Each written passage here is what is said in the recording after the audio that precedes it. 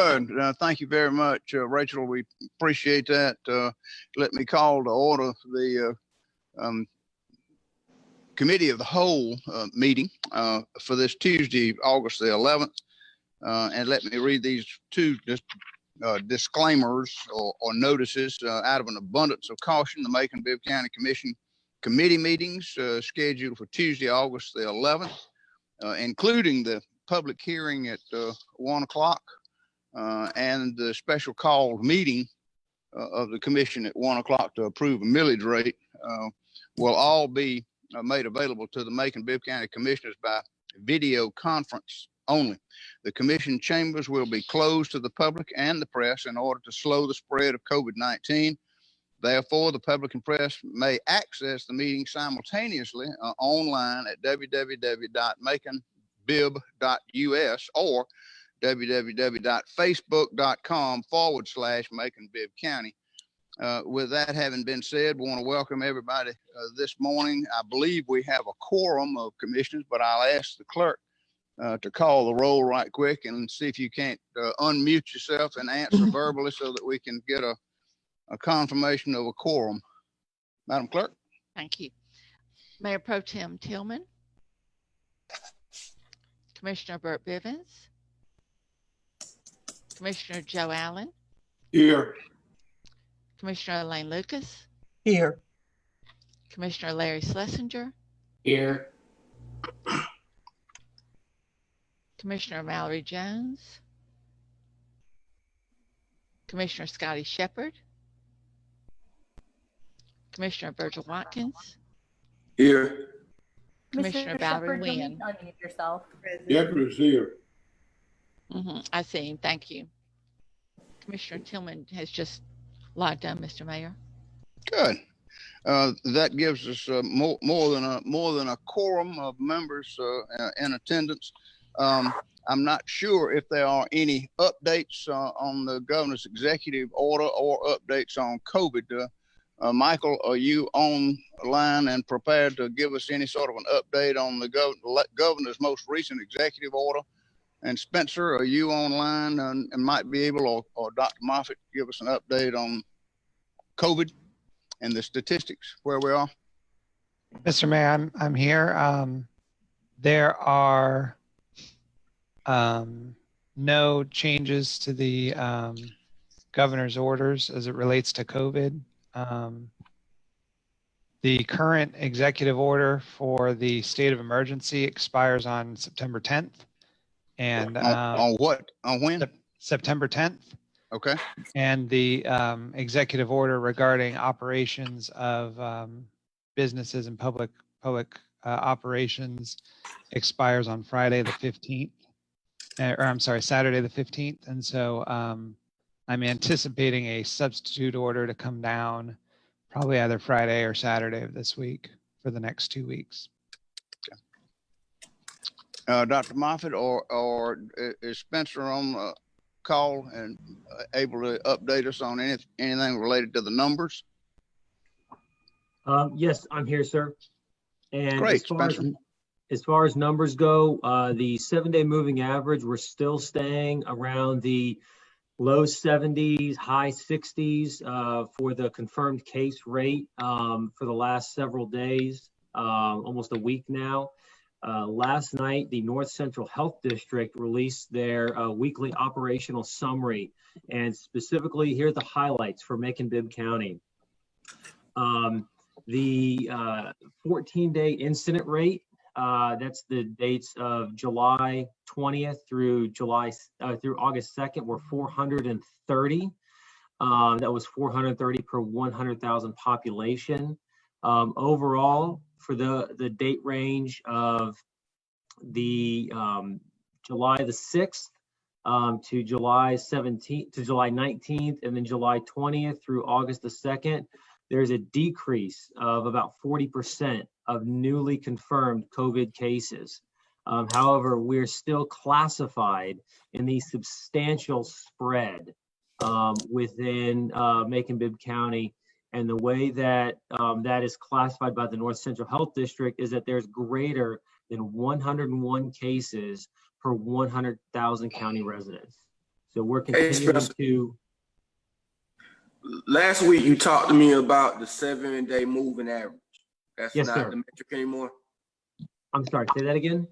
I say the 7-day moving average was what y'all were using last week. That's not the metric anymore.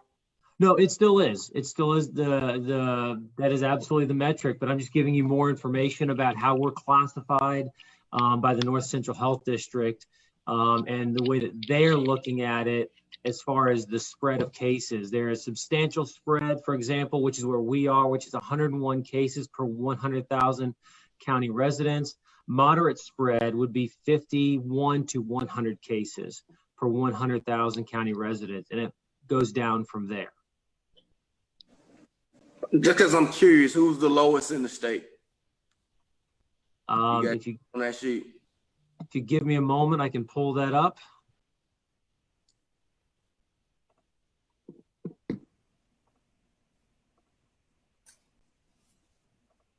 I'm pulling up the daily reports from the Georgia Department of Public Health.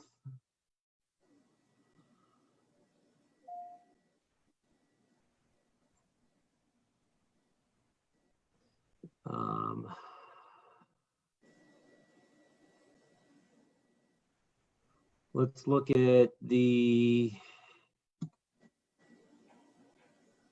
of total confirmed cases. Is that what you're looking for, sir?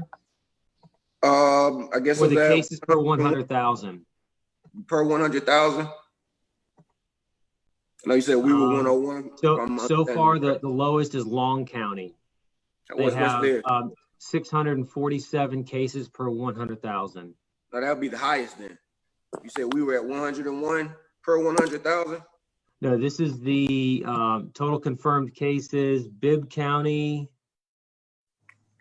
Those numbers that I gave you were for that specific date time frame. Yeah. So what you said? You said Long County had 600. What were we when they had 600?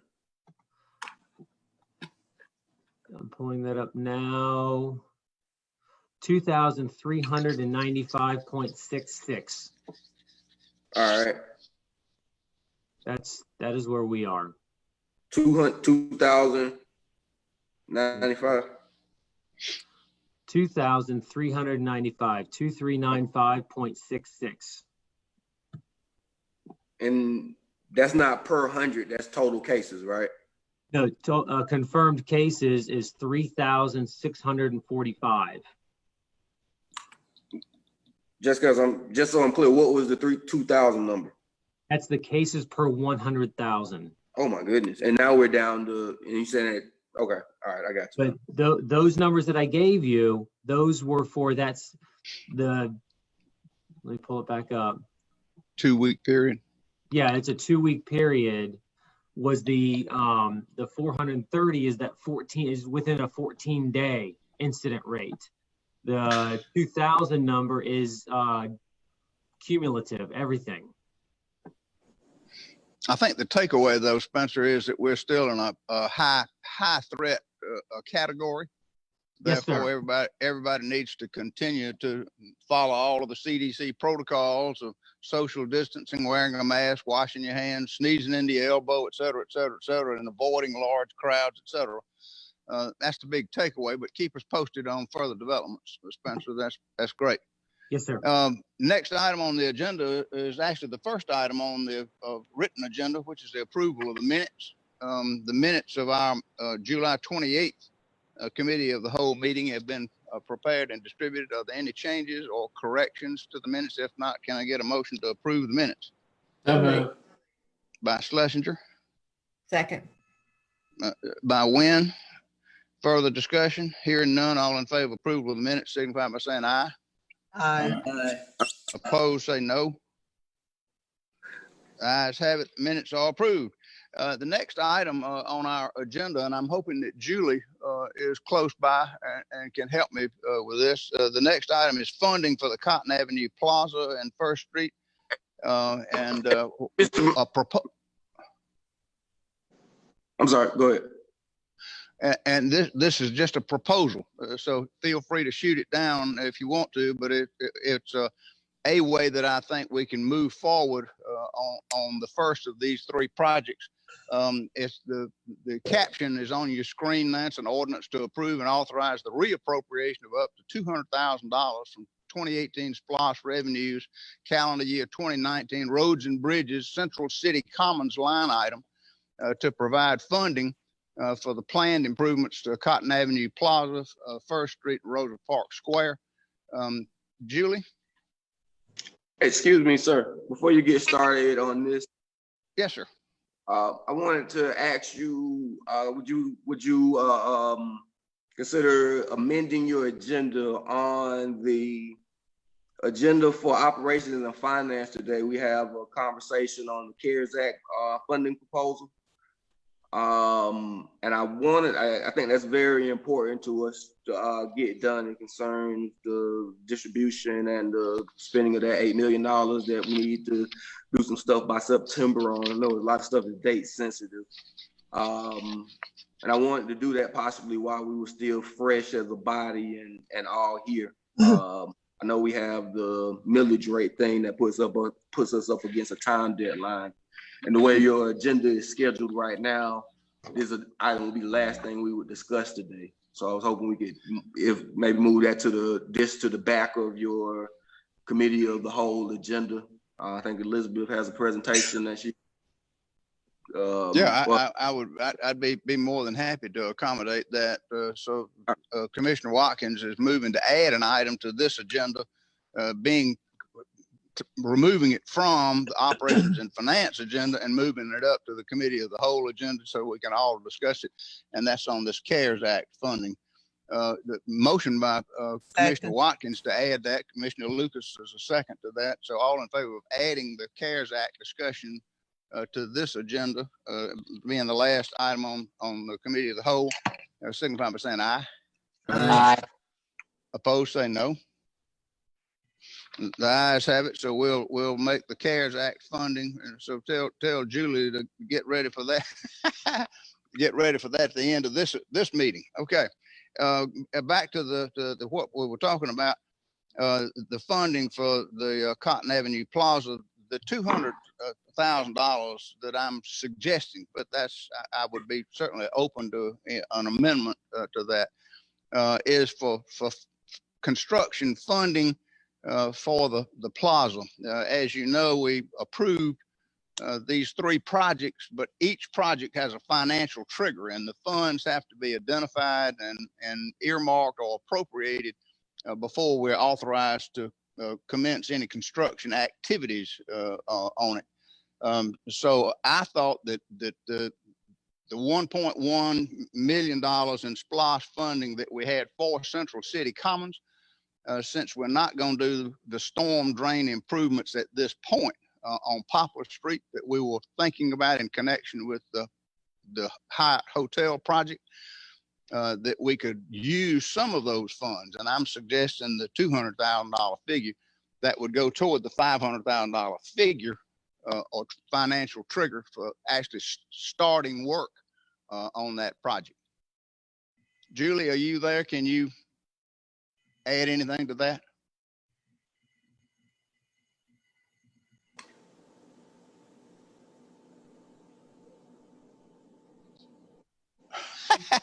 Can you unmute yourself, please, Ms. Moore? You may have to unmute yourself so we can hear you, Julie. I'm sorry, I have it on the phone and I have to do it two places. Sorry about that. Yes, this money for the Central City Commons was set aside previously at $1 million, and that design incorporated a lot of the pieces in the downtown area, and it seemed appropriate to offer up some of that to be determined for the work at the plaza. Right. I think originally the 1.1, is it 1.1? Is that what it is? It is $1,066,000. It was estimated to be a storm drain improvement for underground storage or temporary storage of storm water so that it could be released at a controlled rate and avoid some of the flooding issues that we've had down Poplar Street, and that those were going to be, we thought, maybe exacerbated by the new construction of the hotel and parking deck, et cetera. So this was supposed to be an underground storage for stormwater. But as I say, we're not moving forward on that right now. And I thought that perhaps a reallocation of that money to the plaza. Julie. And let me also add that when we did get an initial feedback, it wasn't going to be a total of $1 million to do that improvement anyway. Mr. Mayor, Commissioner Wynn, go ahead. and you're saying that you don't think that stormwater project is important to the downtown area right now? It hasn't. No, ma'am. No, ma'am. What I'm saying is that we don't anticipate the hotel and parking deck construction that we were thinking about, which we thought was going to further exacerbate the problem. But we still need that done. I don't see why we need to put that out because we need it done anyway. Commissioner Wynn, let me just also add that the bid received was around 300,000. It was not $1 million. Okay. So we felt like there was some room. That's fine. Thank you, Julie. But I still think that that money should be used where it was designated to go. Just start working on this project because we'll have a problem with that if we don't fix it now. That's certainly fair because I think this underground storage tank was going to be below the parking deck, if I understood the project correctly. You won't be here, Mr. Mayor, when this stuff starts flooding. You'll be out of office by then and we'll say, why didn't we do this while we had money? I would not want to use that money, redirect it anywhere else right now. Let's just do it. If that's all it's going to take. Right. But as Julie just said, you don't need the whole amount at this point. So this was just a thought, but if there's not a motion to move it. Oh, yeah, motion for approval. Yeah, motion for approval.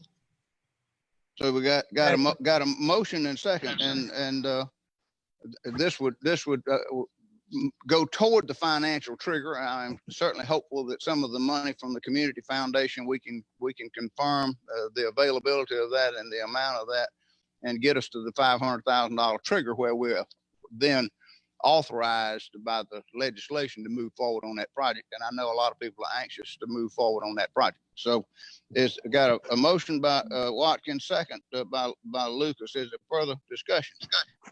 Mr. Mayor. Yes, ma'am. Yeah.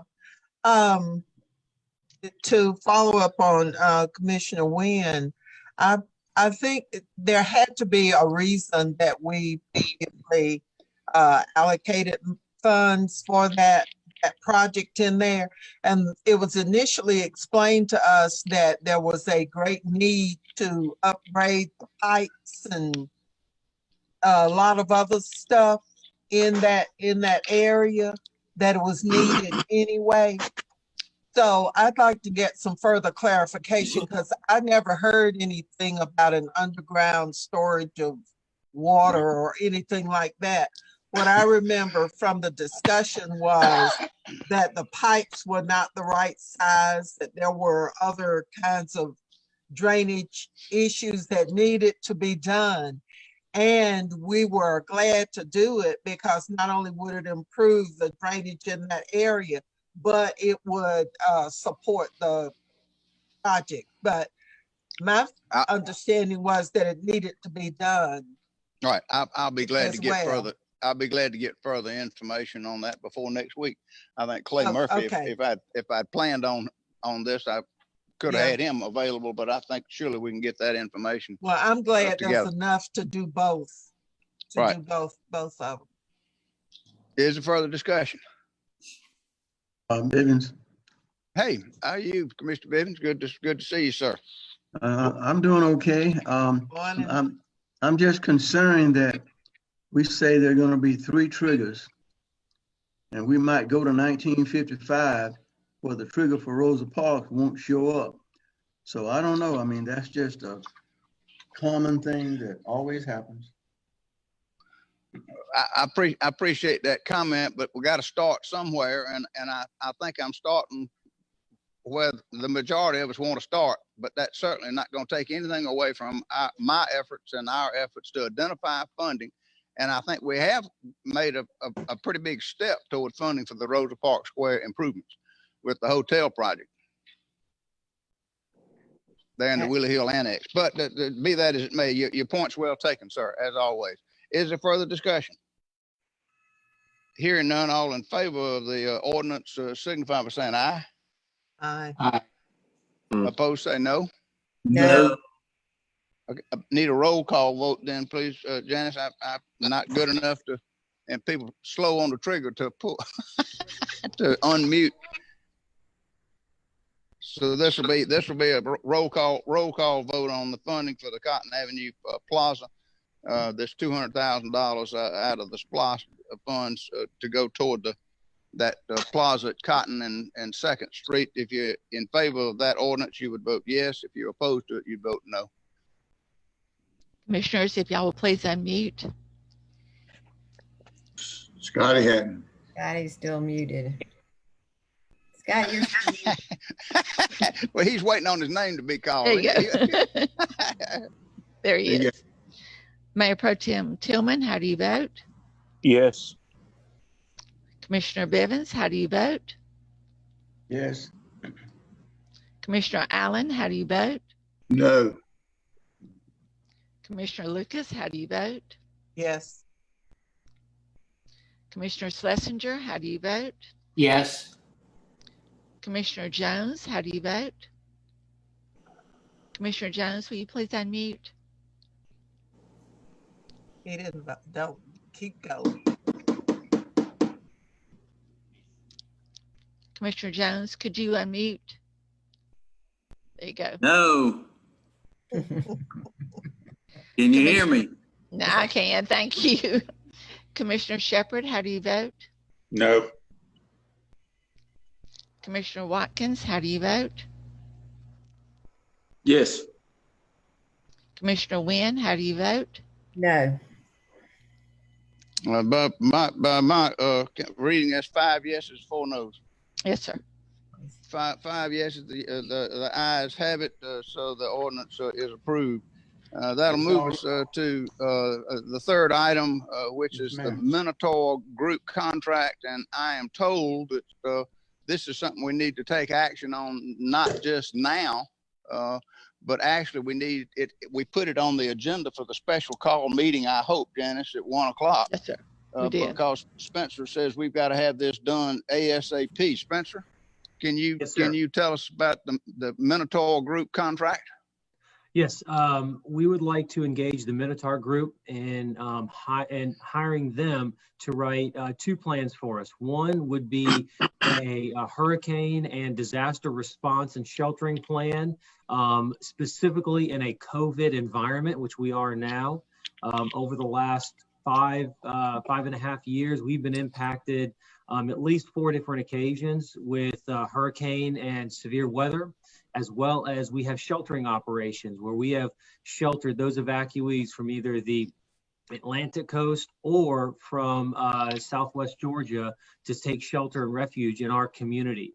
And because we are in this very unique COVID environment, that changes our operation. We have our local emergency operation plan. We've got a lot of plans in place, but none of them address this very unique, very specific issue of how do we do operations when we can't stand 6 feet next to each other.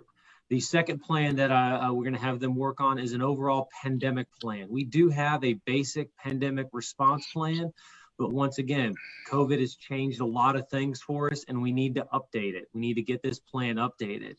And the reason that we are engaging the Minotaur Group in doing this is, to be very honest, with everything that's gone on, with all the new requirements that we have with emergency management, EMA simply doesn't have the staffing to accommodate the thoughtful and the thoughtful and time-consuming, if you will, planning process that it would take to do this correctly and to do this right.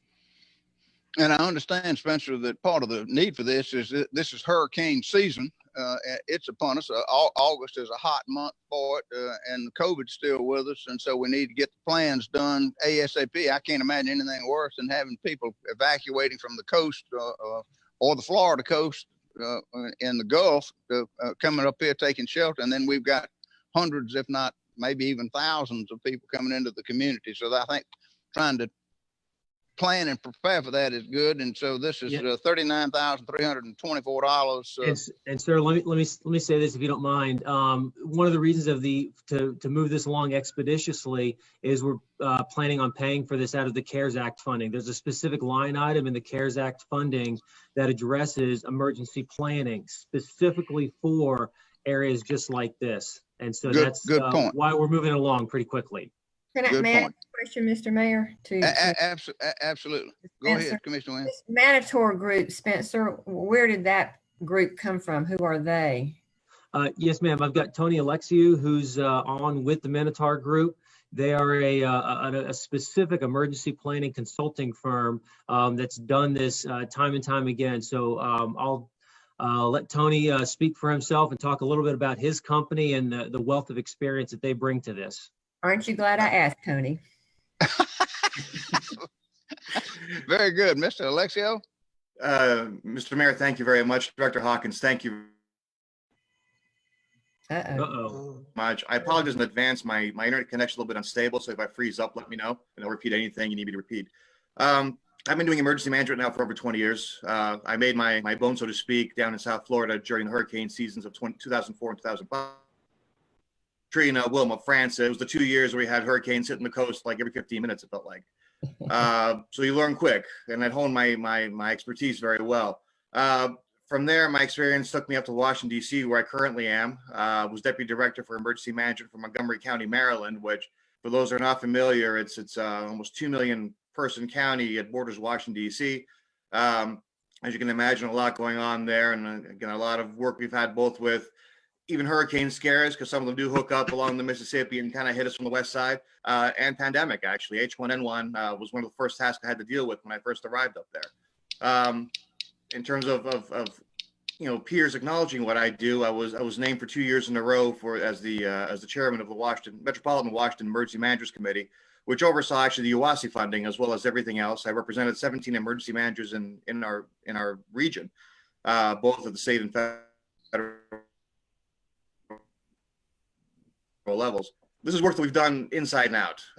Hurricanes, I've lived them firsthand. I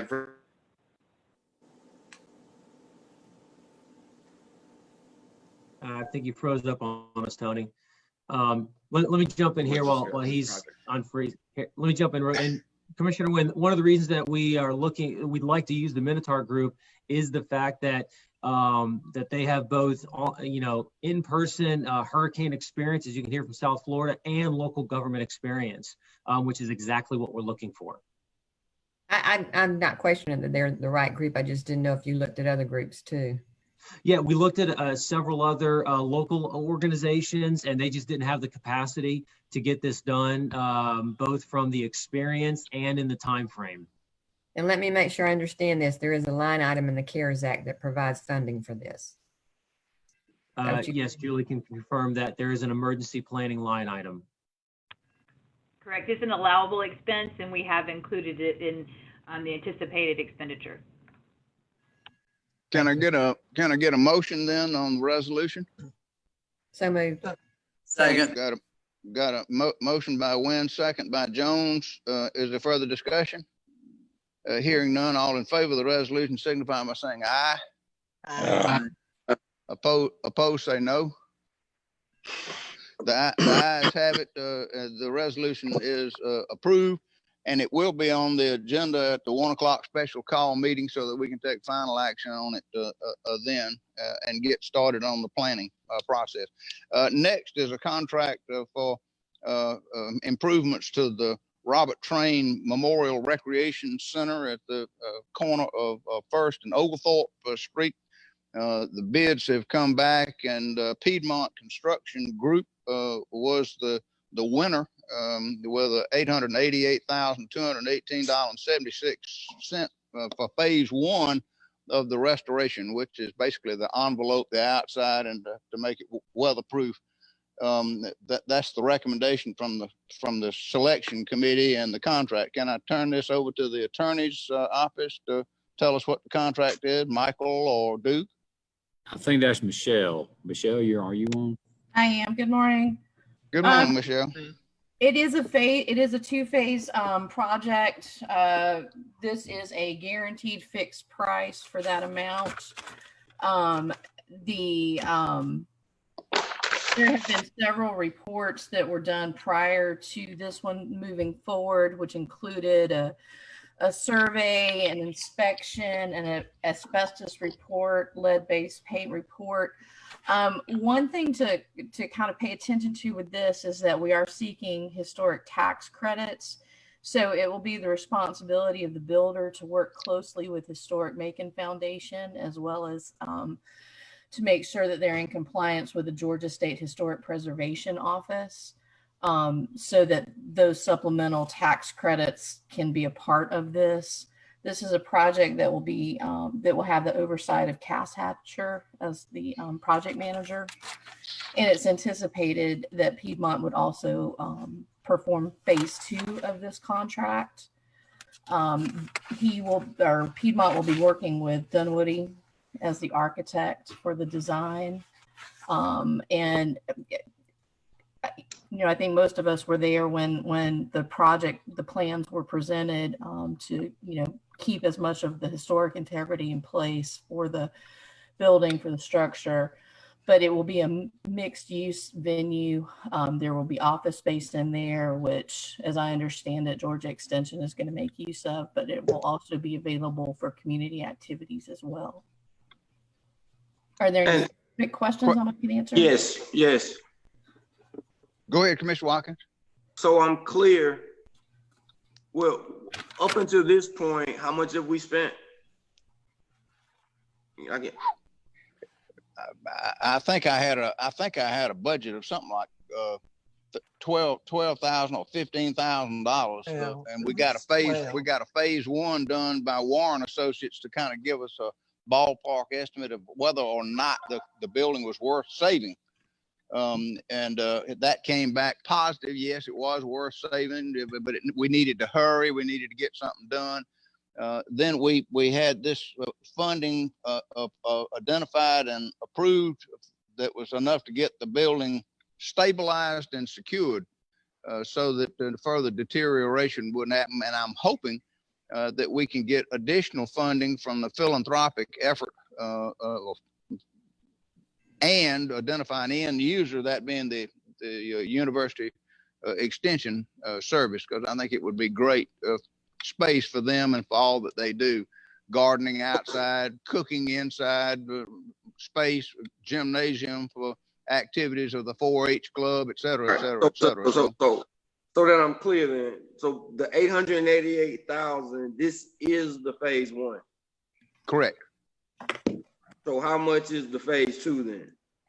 It is significantly less. It's a range at this point, and a lot of that is still to be determined. The budget at this point that's been set for it is between $500,000 to $700,000.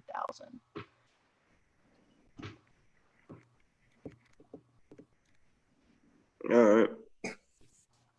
Question. Was that Commissioner Bivens? Al Tillman. Oh, excuse me. I'm sorry, Mayor Pro Tem. Go ahead. I just recall, I know of a few folks that put in for this particular bid. And just looking back, I really don't understand what's the hurry for this particular project. I just see so many projects that we've tried to push, from blight initiatives to, trying to do, whether it's the Rosa Parks Square and other projects. And it just amazes me how these projects become, just make it to fruition initially without any funding.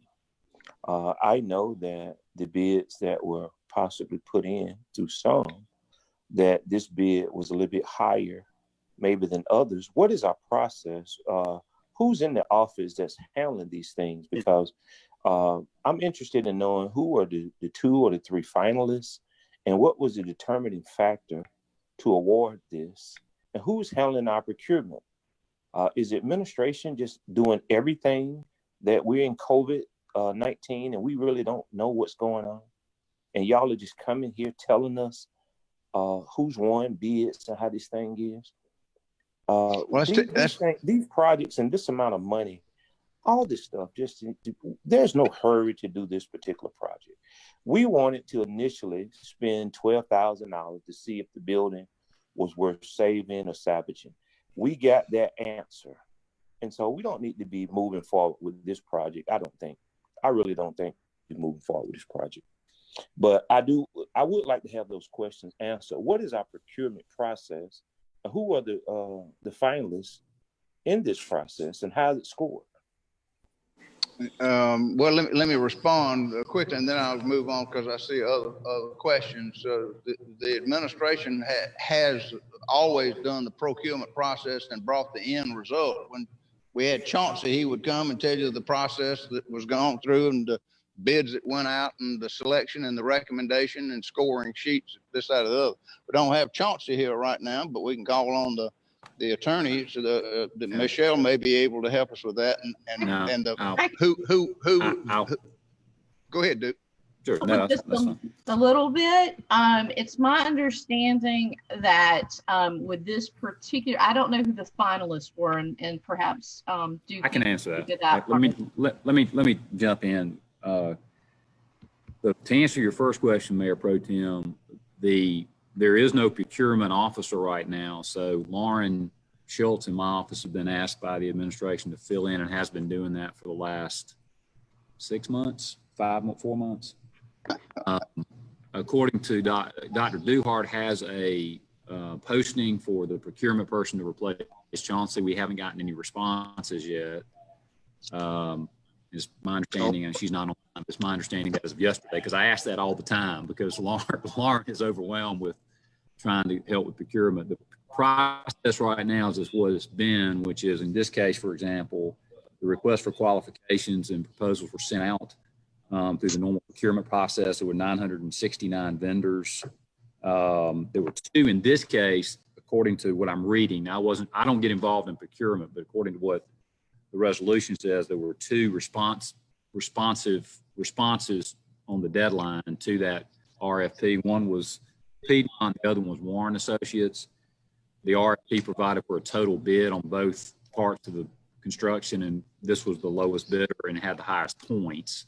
And the procurement process is a point-based system where you look at both price and expertise and a bunch of other things. And this had the best. This bidder had the most points. But to answer your question about process, that's generally, and she's just followed what Chauncey did. So I know we're diligently looking for, according to Dr. Duhart, a new procurement person, but they haven't been able to get anybody yet. So just because I'm curious, what was Commissioner Walker? Let me follow up to that, please. Yeah. We'll go back to Tillman, and then I've got Wynn that needs to be recognized, and then I was just curious on what the actual points and dollar amount were different. I know that we've been looking for a procurement officer. I know for a fact that procurement people locally put in for the position. I know that Dr. Moffitt personally received applications. I know, Mr. Mayor, of people you suggested to put in for this position. Nothing has happened or been done. And I will mention one person because I know of his qualifications. Well, don't do that. I won't do that. And I mean of somebody that's put in for these positions. So it hasn't been brought to the commission. So when we say we're still looking for somebody, everybody understands that COVID-19 has affected this entire government. This is one of those issues that's not pressing for us to spend funding or money. So this is one of those things that could possibly wait for a procurement officer. I think we need to take the same energy of spending nearly $1 million and use it toward getting somebody in our office and using this money and funding for things that 9 commissioners have either brought to this commission's attention, such as cutting the grass on Pine, Eisenhower, Zebulon Road, Bass Road, and many main thoroughroads. If we use that same energy to do it like some of these commissioners are requesting, I think we'll be more receptive to spending this type of money.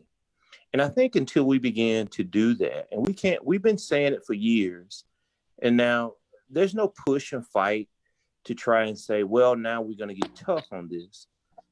this is not a priority or something we should be doing or spending. And that's all I'm saying. Mr. Now, Mayor, we may move forward with it, but we have to get a procurement officer in place that can share this information of how this bidding process happened.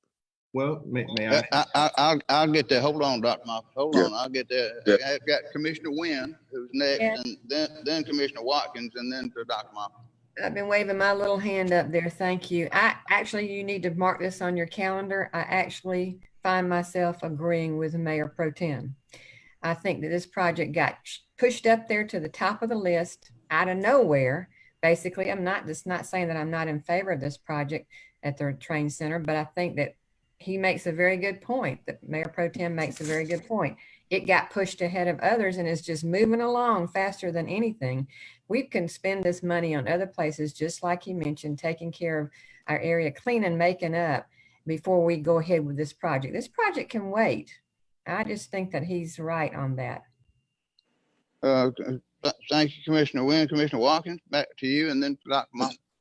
Thank you, Commissioner Tillman, for that perspective. That was very well stated. And just point out, the source of funds is the blight dollars, which is pretty much all the blight dollars that you're trying to assume for the year 2021 for this project. If I would budget year 2021, which is like Commissioner Tillman said, we could be using this for so much more. So yeah, thank you for that perspective, sir. I totally agree. All right. Motion to table. Dr. Moffitt.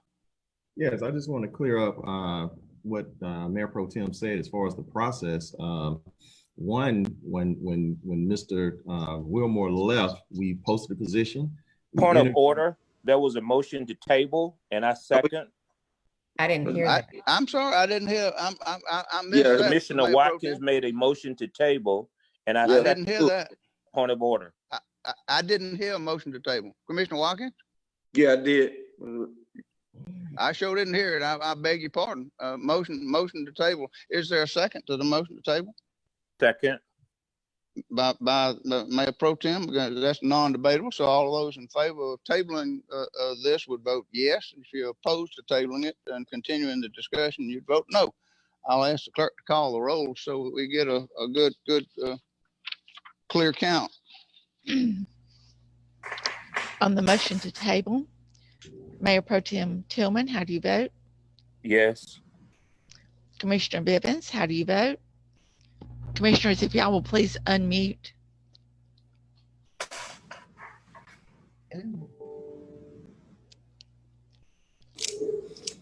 Commissioner Bibbins, how do you vote? I want to vote yes, but I need a clarification. My understanding is, well, I'm not supposed to be discussing it though, am I? But my understanding is it was determined that if this was going to be done at all, you couldn't wait because the building becomes destabilized. So exactly right. I'm going to vote. I don't know. I guess we still will vote next week. Okay, I vote the table. Commissioner Allen, how do you vote? Table. Commissioner Lucas, how do you vote? Yes.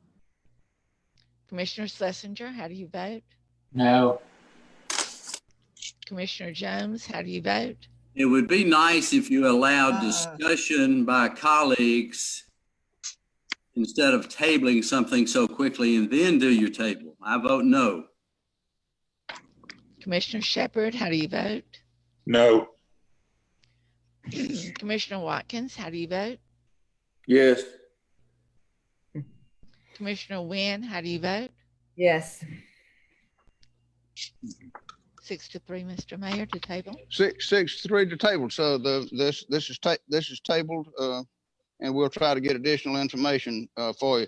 We need to move on to item 5, the Sumter County Hospital bonds, and I understand that this is for Americas in Sumter County, but because the facility is located in Bibb County, we have to approve the bonds. Is that right? So I'll call on Duke to see if we can shed a little light on that. Okay, thank you. This is not a bond approval, and what this is the Sumter County Hospital Authority has issued bonds, a part of which is being used to refinance a location in Macon, Magnolia Manor. The Hospital Authorities Act requires that when a hospital authority, Sumter County Hospital Authority, operates in another jurisdiction, that the local governing authority as well as the local hospital authority approve of that operation. And by issuing bonds to refinance the facility, they are, quote, operating in our jurisdiction. This has nothing to do with our bond capacity. We're not financing anything. We're not putting credit. We're just simply saying by passing this resolution that you can operate by issuing the bonds against this this facility in this community. We're not putting up any of our money or credit or anything like that. This is just because the Hospital Authorities Act requires us to approve it. Make a motion to approve. Good. Got a motion by Allen. Is there a second? Second. Second by Wynn. Further discussion? Hearing none, all in favor of the resolution, signify by saying aye. Aye. Opposed, say no. The ayes have it, and the resolution is approved. That takes us next to a solid waste disposal plan. And this is a discussion item. We don't have anything specific for you to vote on, but we wanted to bring you up to date as a commission on kind of where we were and what the timeline needs to be, and what the administration is recommending that we follow as far as a solid waste disposal plan.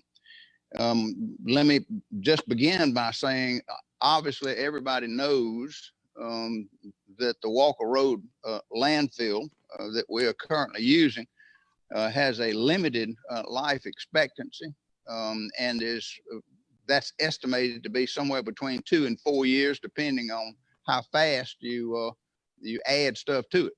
So it could be as short as 2 years. Maybe if you stretch it out a little bit more, you can get it to 4 years. But we're making plans to close the Walker Road landfill. When you close the Walker Road landfill, two things happen. Number one, you have the immediate requirement for a massive amount of dirt of a certain quality. It has to be less porous, more like clay than dirt to put over the top. It takes an 18-inch layer of this dirt, and we've got about 120 acres to cover, 18 inches deep of this type of dirt that we need. So that's the first thing that we have to have. When you close the landfill, you need to have this massive amount of the right kind of dirt. The second thing is that once you close that landfill, you've got to have an alternate plan for what you're going to do with the waste that was going in there. Even though the Walker Road landfill is classified and operates as a municipal solid waste landfill, it is, I think, the only one in the state now not to be lined as required by Subtitle D.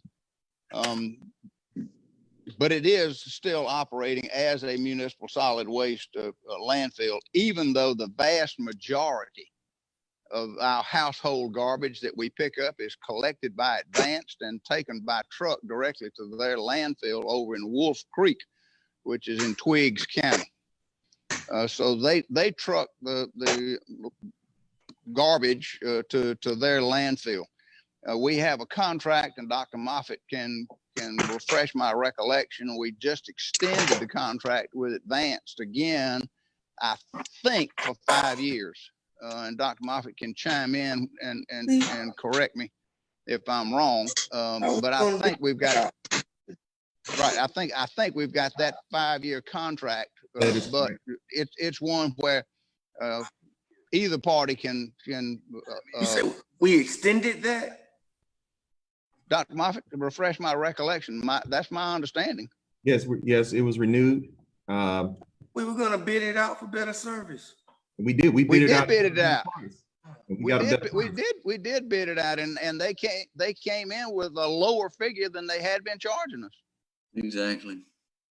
Okay. So at any rate, we've got a window of time, but thank goodness we've got a window of time to make alternate arrangements if we want to. We are afraid, and our consultants have recommended strongly to us that we maintain some level of control over the waste stream. And the way that they recommended that we do that, certainly for municipal solid waste, was to build a transfer station so that you can take it from the collection trucks and put it into a larger container and ship it basically by tractor trailer truck to one of several different municipal solid waste landfills in the area. Perhaps it would still be Wolf Creek because it's close. But if the cost went up excessively because of their proximity to us, it may be more advantageous to ship it to a landfill up in Lamar County, or I believe it is, or Butts County, which one or the other up there. That's operated by Republic, or if that didn't work, you could go over toward West Georgia, and there's a landfill over there in West Georgia that we could use. So the transfer station for municipal solid waste allows you then the flexibility to get the right price based on transportation cost and everything else, but the right price to at least be competitive and keep yourself from being taken advantage of just by somebody that has a local monopoly on it, and you almost got to take it to them. So the transfer station was a part of it. That was the second component of the solid waste plan. First component being the dirt that we need. The second being the transfer station. The third component is, what do you do with construction and demolition debris? C&D, construction and demolition debris, should not be put in an MSW landfill. To put it in an MSW landfill, you pay an MSW type prices, and you don't need to do that because C&D, which is inert material, doesn't have to be covered every day like a municipal solid waste does. You have to cover that every day with 6 inches of dirt. C&D, you don't have to cover once every 30 days with it. So it certainly behooves us to look at the possibility of having a C&D landfill, especially when we are saying we contemplate the demolition of hundreds, if not thousands, of structures that are blighted, dilapidated, and abandoned in our community. So if you're going to do that, then it makes the case even stronger for the C&D landfill. So when we put out this bid months ago through the procurement process, we were looking for dirt. We were looking for a transfer site, and we were looking for a C&D landfill site. We went through a process, but the short answer to get down to where we are right now, we have Eberhard Industries that has offered us a site on Meade Road. It's about 170 acres, and it has been approved as a C&D landfill site by the Georgia Department of Environmental Protection, EPD. On the division of DNR. So it is approved as a site for a C&D landfill, but still needs to have a D&O plan, that's development and operation plan, filed and approved. Also on that same site, that same 170 acre site, we have the type of dirt that we need, this same kind of clayey, non-porous dirt that we need to close the landfill in sufficient quantities to close the landfill. So the offering price that was initially suggested was about $8,700,000 for this 170 acres that's approved as a C&D landfill site. The recommendation now is, because of where we are, we can conclude a contract with Eberhard and sort of a two-phase closing. Phase one would be to actually buy the property, and that would cost us a down payment amount of $3 million. $3 million would be roughly the equivalent of what you would pay for the dirt, which we would begin to mine immediately and transport over to the Walker Road landfill site where it would be stockpiled. So that would give you then the immediate availability of the right kind of dirt to start moving and transporting over to the Walker Road site to begin closure of the landfill at some appropriate point in the future. The second part of this is that Eberhard would be under an obligation to pay for and provide two things. The primary one being the D&O plan, the development and operation plan, and have it approved by DNR. The D&O plan that they are contemplating will ask for 5 million cubic yards of disposal space, airspace. 5 million cubic yards of disposal airspace, which would probably give you somewhere between 15 and 20 years of capacity, depending on how quick you add stuff to it, obviously, but somewhere between 15 and 20 years of capacity, so that you could take not just blighted structures that we want to take down, but it would also be a service to the residents of Macon-Bibb who want to clean out their garage and take C&D stuff, or you can put yard debris in a C&D landfill, so we pick up tons of yard debris. It would also be a location where we could put a service or convenience center for people who wanted to bring recycled materials there and offload mattresses and bulky and reduce the amount of unlawful dumping that we see happening all over the county right now, because we don't have an operational C&D landfill site, nor do we have an operational inert material site. The EPD made us close the old one down that was down there on Walker Road. So what we are contemplating is bringing a contract to you for Eberhard Industries. That would be this two-part contract. Number one, an initial acquisition of the property, payment of $3 million, and the surface mining permit being prepared so we could start to excavate the dirt. The second part would be, once they get their D&O plan approved, we would agree to pay $1.75 per cubic yard of disposal space approved by EPD in the E&O plan, not to exceed a maximum, not to exceed a maximum of the $8,720,490 asking price for the property. So we wanted to get, before we got too far down this track, we wanted to update you, the commission, and to discuss with you where we are and to see if there's a consensus on how to proceed from here. Commissioner Watkins, I see you, and then Commissioner Jones. So go, others to follow. Commissioner Watkins.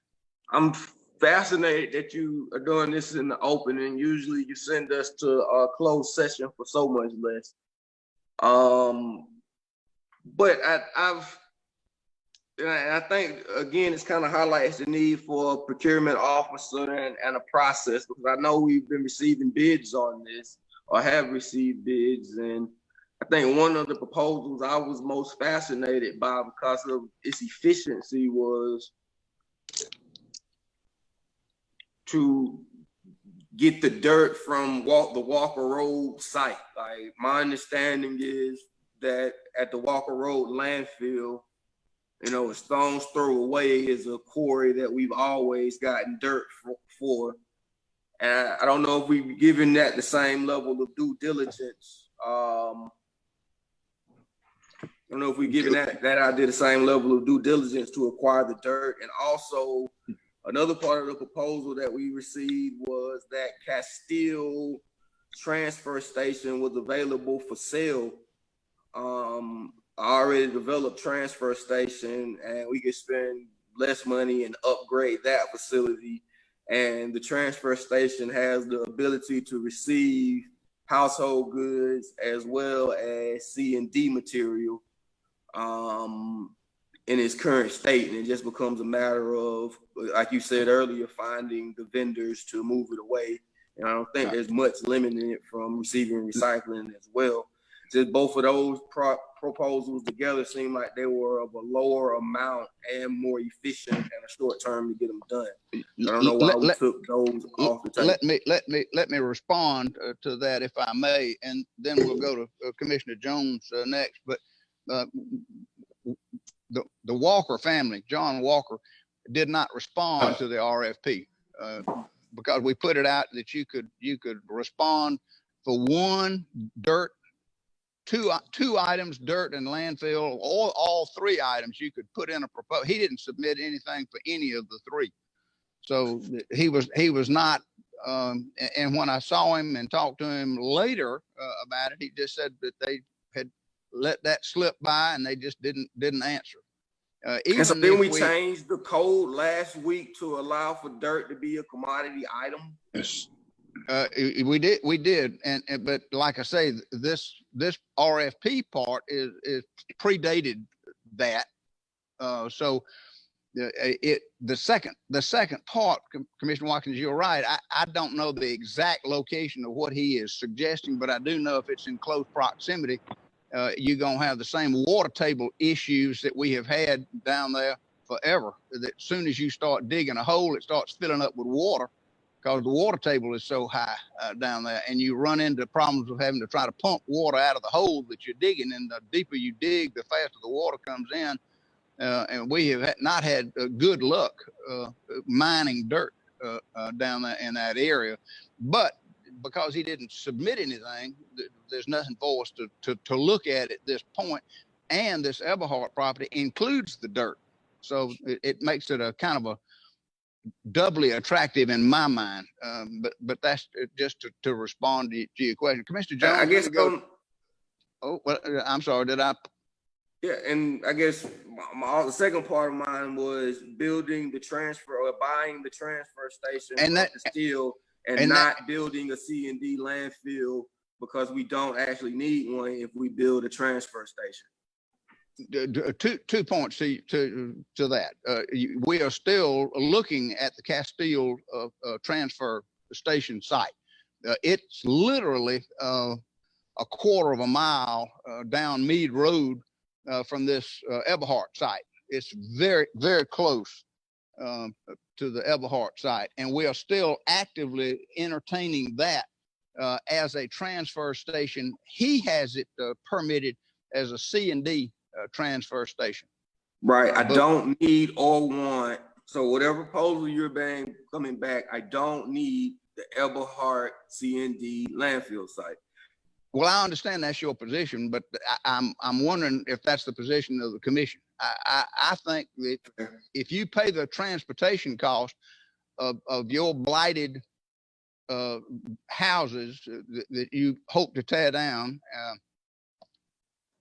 to a remote facility, then you're incurring all those additional costs. And yes, you may get out of the cost of operating a landfill, a C&D landfill, but as I pointed out, it's a much easier proposition to operate a C&D landfill that you only have to cover once every 30 days with dirt.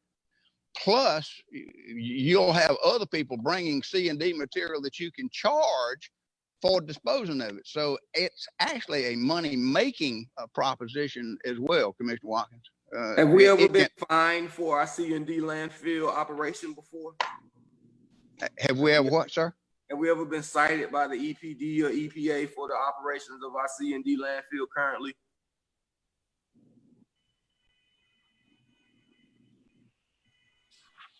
And I asked that, I'm pretty sure we have.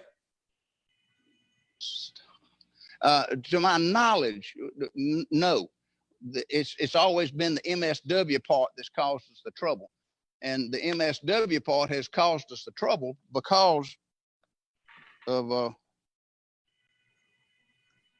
the vertical expansion that was allowed 15, 20 years ago.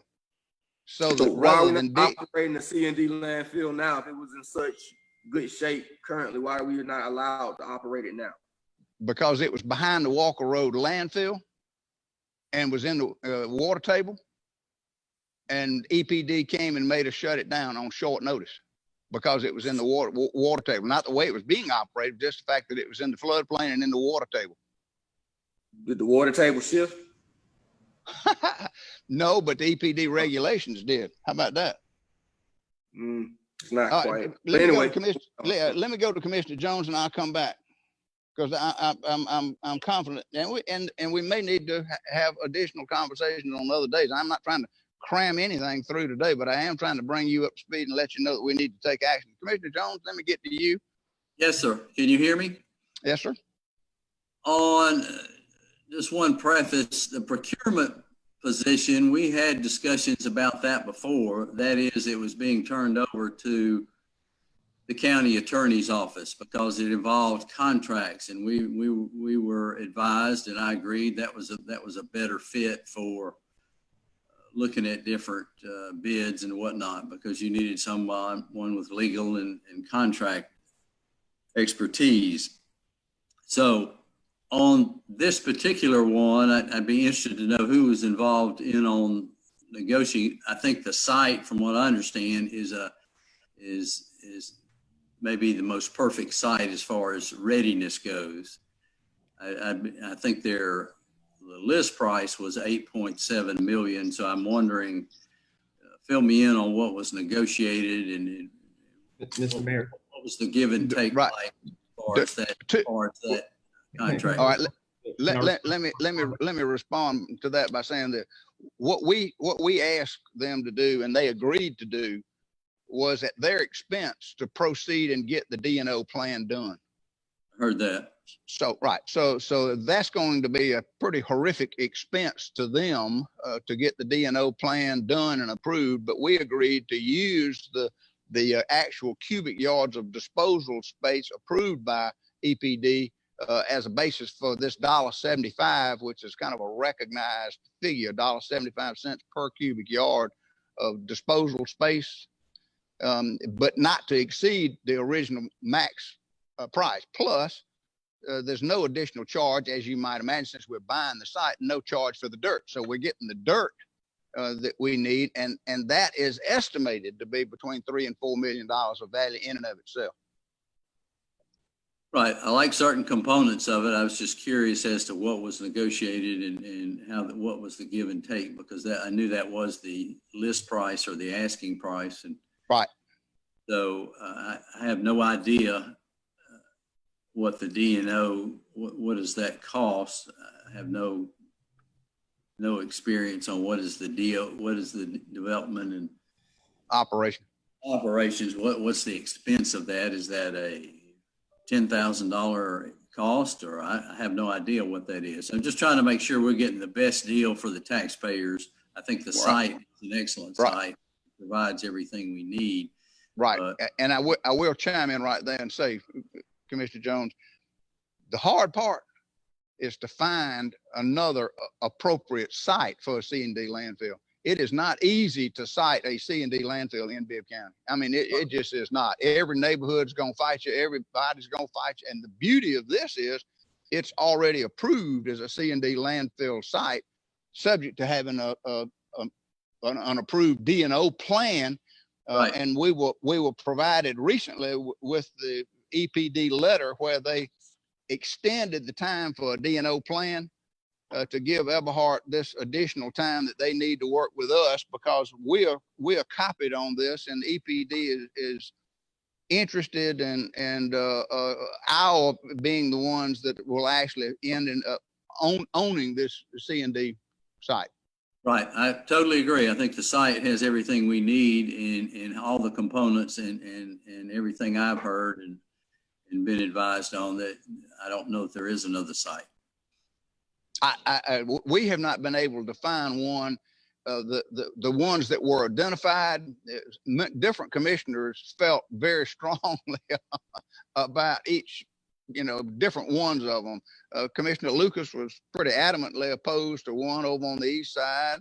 Commissioner Allen was pretty adamantly opposed to one out the west side. It's just real hard. This one, however, because of its proximity, because of what's around it or not around it, really does make it an ideal site. And like I say, it's already a permitted site, so you don't have to go through that. Or I should say it's an approved site for a C&D landfill. I agree. It's the most ideal.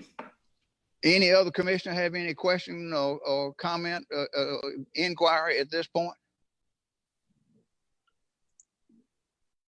Then we're going to proceed to finalize negotiations and see if we can come up with a final plan to bring to you as quickly as possible, but certainly not more than a month away. And I hope we can get it to you in 2 weeks, because Michelle has been working on the contract, I think. So maybe we can have it 2 weeks from now, but this is be a heads up, and we'll try to have a more complete presentation for you at that point. Going to move on now to the last item on the agenda, which is the discussion of the CARES Act funding. No objection. No objection to that. Then we'll call on Julie to kind of lead us in where we are with. Let me see if I get this right, Julie. Phase 1, Part 1 of the reimbursement funding, and then what's phase 1, Part 2. Julie, do you, Mayor? I'm sorry, I don't want to interrupt, but do you want me to? I think we were planning on doing a little bit of a PowerPoint to lead. Yeah, I would recommend that. Excellent. Okay. Yeah. This is Rachel here. I have the latest PowerPoint presentation that was sent, Julie. If you would like me to bring it up, and then someone can tell me to move forward with the slides, or if someone else would rather run it, that's fine too. No, I'd rather you run it because I'll mess it up. Okay, excellent. Give me 1 second to get this pulled up. Okay. And then Julie, I'll go through the beginning part, and then when we get to the budget stuff, I'll just turn it back over to you if you don't mind.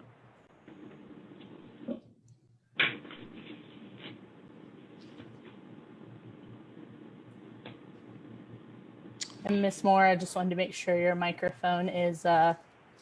All right. Can you hear me? Everybody. Yep. Everybody hear me okay? And we got the first slide of the CARES Act PowerPoint on the screen. Our intent, after we go through this presentation, is we'll send all of the commissioners a hard copy of this, just in case you get questions or you just want a reference point. It's just very high level what the CARES Act Coronavirus Relief Fund is and what's not. So we'll send you a hard copy of this when we finish. All right, so the first part is what we're going to go over really quickly. I've gone over this several times verbally in the last couple of weeks. The background on the CARES Act with respect to the Coronavirus Relief Fund, the background on the Georgia specific funding, and specifically to Macon-Bibb County. We'll go over the deadlines, which are, I think, for all purposes, very tight, and the issues related to those deadlines, and then the proposed preliminary allocation that I know that Commissioner Watkins and Julie have been discussing about how to go through the different allocations. So next slide, please. Okay, so high level, the CARES Act was passed this year and signed into law. It has had $150 billion coronavirus relief fund specific to local governments. They are paid to states and eligible local governments based upon population. Local governments with over 500,000 get money directly. Municipalities like ourselves, under 500,000 in population, have to get funds from the state, which are allocated by the governor's office and administered by the governor's office. So our dealings as far as the funds from here on out will be with the governor's office. Next slide. Thank you. So what does the CARES Act provide in terms of these funds? It's general, very general, high level. It requires that the payments from the fund only be used to cover expenses, which are number one, necessary expenditures incurred due to the public health emergency with respect to COVID. So anything we spend, we have to relate back to it's a necessary expenditure because of COVID. Number two, the funds that we are spending were not accounted for in our normal budget, which would have ended for 2020. That it really when the CARES Act was passed, they picked a date out of the air and say if the expenses were not accounted for in the budget most recently approved as of March 27, 2020, which will be our 2020 fiscal year budget. So if we account for these items in our budget, that'd be another trigger that we can use the funds. Third, we've got to incur these expenses between March 1st going backwards, and Julie can talk about that a little bit later, of this year through December 30th of this year. Right now, we've got to account for, spend the money between those 2 days. Next slide, please. All right. What is necessary expenditures incurred due to the public health emergency with respect to COVID? The U.S. Treasury Department has issued guidance on this, and it's at that website location. And I think Mayor Pro Tem last week had asked about who is regulating this from a legal standpoint. It's both the federal government, we have to comply with their Treasury guidelines, as well as the state regulations related to this. So it's both. And so what are necessary expenditures? And again, we're going to get to this a little bit later in more detail. Medical expenses, for example, such as temporary medical facilities that we might pay for or need to help somebody pay for. Public health expenses, these are self-evident, such as PPE, costs related to disinfecting public areas, public safety measures, technical assistance for COVID mitigation. So, for example, we might get requests from entities that are helping with education or even helping with testing locations that we could assist them with in terms of grant money.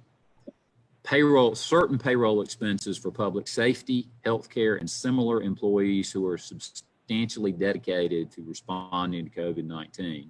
So if we haven't budgeted, for example, overtime related to certain employees who've had to deal with COVID-19 matters, spend a lot of their time doing that, then we might be able to defray some payroll expenses from this fund. Expenses to facilitate compliance with COVID-19 health measures, such as food delivery to vulnerable populations with limited access to food. What obviously we know is because there are certain people who can't get out of their house and they can't go to the grocery store and they don't have access to home delivery, we have some funds available to help them with that. Telework capabilities for public employees. Here, for example, there are a lot of people who have to work from home, and we can use this money to help with that. Expenses for COVID prevention in homeless populations. I know that's something that Commissioner Watkins has been very concerned about, and that's something we can spend money on from this fund. Expenses for sanitizing and improving social distancing at jails and prisons. That's another necessary expenditure. Economic support, such as grants to small businesses to reimburse for COVID-related closures or grants to prevent foreclosures and utility cutoffs. So we can establish as part of this grant sort of a sub-grant for people to apply to say, I had to close my business down because of COVID. It's got to be related back to COVID, and I need some money to help me either reopen or help me with my business expenses because of that. Same with people who might be looking at a foreclosure, tax foreclosure, for example, because they couldn't work because of COVID. So if you give money out to citizens who apply as part of this grant, they still have to articulate, and we still have to approve that it's related to COVID-related problems. Next slide. All right, what is not necessary expenditures? In other words, what would be disqualified as an expenditure that we're going to be spending this money on? Certain ineligible expenditures are payroll and benefit expenses for employees whose work duties are not substantially dedicated to mitigating or responding to COVID public health emergency. Another qualification on this would be just regular payroll expenses that you budget would not be, that would be exempt. We could not spend funds to help pay for employees when we've already budgeted their payroll expenses. Expenses that will be reimbursed under a federal program, such as federal funding under the CARES Act to schools. So if, for example, local schools, public and private, have gotten direct federal money, we could not use this fund to help pay for things that they needed as long as they'd gotten it from another source. So we can't, those would be ineligible expenses. reimbursement to donors for donated items or services. So somebody donates a PPE, we could not use this money to pay them back for that. Workforce bonuses are ineligible. Severance pay for employees is ineligible, and legal settlement. So if we get sued because of COVID for some reason and we have to settle it, we cannot use these funds to pay for that settlement. Next slide. Continuing on of things that we could not use the money for. And this is a big one, and it gets a little bit in a gray area, and we can talk about that in the next 2 points, but you cannot use these funds, the government cannot use these funds for revenue replacement. They have to be very specific items related to COVID that are unbudgeted. Now, what does revenue replacement mean? This is where it gets a little bit in a gray area.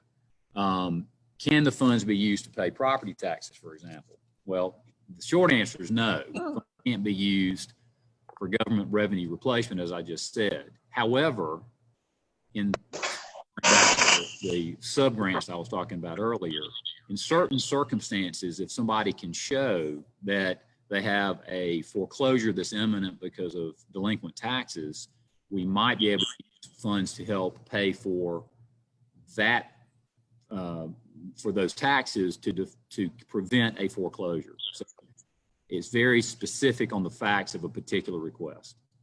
I got a question. Yes. I thought the President of the United States had issued a order that said that you could not evict or put somebody out of their home because of fees as well as due to hardship because of COVID. Is that not still in existence? It may be, whether it's enforceable or not, I don't know. But if somebody were going through a foreclosure process and it's related to COVID expenses, then that's something we could potentially pay for. My point here, though, is you could not just, somebody applies and says, I'm having a hard time, I'm financially strapped, can I have some money to help me with my mortgage? And they would apply, and who would they apply through, Duke? They would apply, this part of it, they would apply, we're all talking about applications to us. Right. So we have a pot of money, and Julie can talk about this more specifically, we can spend through the Bibb County on certain of these items. Okay, that's right. Sure. All right, next bullet point here. Can the funds, go back, sorry. Can the funds be used to pay utility fees? I've had this question a lot. Like the taxes part, funds can not be used for any governmental entities revenue replacement. So Macon Water Authority charging for water, for example, can't use these to pay for, to get people to pay their water bill simply for revenue replacement, Macon Water Authority. However, if somebody were, for example, about to have their lights cut off or their water cut off and they were facing economic hardship due to COVID, it's got to be proven it's linked to COVID, potentially you could use some of these funds for that. And again, it's a very fact-specific type of analysis whether that particular application would be approved. But, so correct me if I'm wrong, Duke, but yeah. the way I interpreted revenue replacement was that the government couldn't say that typically we collect 165 million from taxes. This year we collected 160 million, so I want $5 million. Like right. That would be, I was thinking that is revenue replacement, but if there was some type of small business or homeless prevention program where a person wrote a letter of hardship, that we could give them that money based on their hardship, and what they do with that money, if they pay us or the mortgage company or whatever, that's fine. If we received it like that. Am I thinking about that right or too? No, you're thinking about it right. And the reason I'm hesitating is, first of all, it's got to be linked back to a COVID related reason. Yeah. They lost their job because of COVID or whatever. And the reason only reason I'm hesitating, the answer to your question, short answer to your question is probably yes, that would probably be okay. The reason I'm hesitating, and I'll talk about this a little bit later, is the guidance on this in terms of what is allowable and what is not in these types of areas, what you're talking about, is gray. We don't have clear guidance on give somebody who's applying for a hardship grant, for example, when that can be approved and not. But to answer your question in the short answer, yes, there are a lot of opportunities we're going to have to help people out under proper circumstances who have that kind of hardship if it's COVID related. and there's a scenario where of a person, and I'm thinking about, I guess if we had an application that you would ask them, what is your hardship? I guess there's a scenario where he could, if he said, I can't pay my taxes just directly because of COVID, he might be told no because that's too, yeah, and without, yeah, I mean, there are situations where we would have an application for somebody who's financially in need, but it might not be something that qualifies under this particular fund. Yeah, okay, so, I get it. Yeah, okay. No problem. So let's go to the next slide. That's it.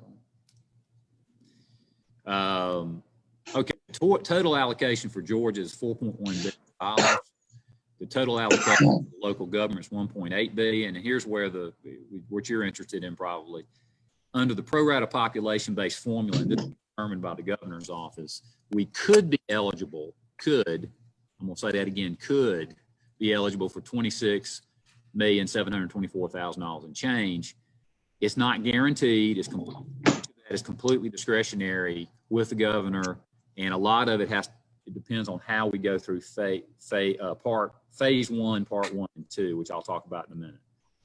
Next slide. Okay. So on June 29th, Governor Kemp issued a letter outlining the distribution of the funds for local governments. We got our letter, and I've already talked to y'all a little bit about this. Under his plan, and specific to us, we'll have phase 1, and that's a total of $8,017,000. Phase 1 is in 2 parts, is administered in 2 parts. The part 1 is 30% of that money, which is $2.4 million, is available immediately. In other words, we can get that money immediately with certain qualifications and documenting expenses that are covered. Phase 2, or part 2 rather, not phase 2, phase 1, part 2 is 70% of the $8 million, which is $5.6 million. That only comes into play once we get past part 1. So let's talk. This is Rachel here. Sorry to interrupt. If someone is watching this meeting and their mic is not muted, can you turn it off, please? It creates an echo if you're watching the meeting while your mic is still on. Thank you. So again, 2 parts of phase 1. The first part is $2.4 million, which is immediately available if we submit the proper documentation. And then part 2, which is the 5.6, which will only be available on a reimbursement basis. We got to put in a properly authorized expense that we've already paid to get the money back. And that only comes into play if they approve us on part 1. So that's why the timelines are so tight. Let's go to next slide. Duke, can I ask you something? Yes, ma'am. Are those 2 parts the parts that have to be submitted by September the 1st, or just part 1? No, and we'll get to that in a minute. But yes, the short answer is yes. Both have to be submitted by September 1st. They're a little bit different, and I'll talk about that in a minute. Okay, thank you. Sure. And so once the governor's letter went out, he said he was going to open up, his office was going to open up a portal, and this is how all this money is administered and approved. The portal would have a local login for the government, and it would tell you how to go through the process of submitting expenditures for approval and reimbursement. The portal, next slide. The portal was opened on July 24th, almost a month later after we got the letter. And it was opened, and we do have now, I think, and Julie can correct me if I'm wrong, a login password. We've gotten on, have looked at it. Julie's the one that is leading that. But here's what basically is going on with that portal. Part 1, Mr. Wendison, I think this gets to your question.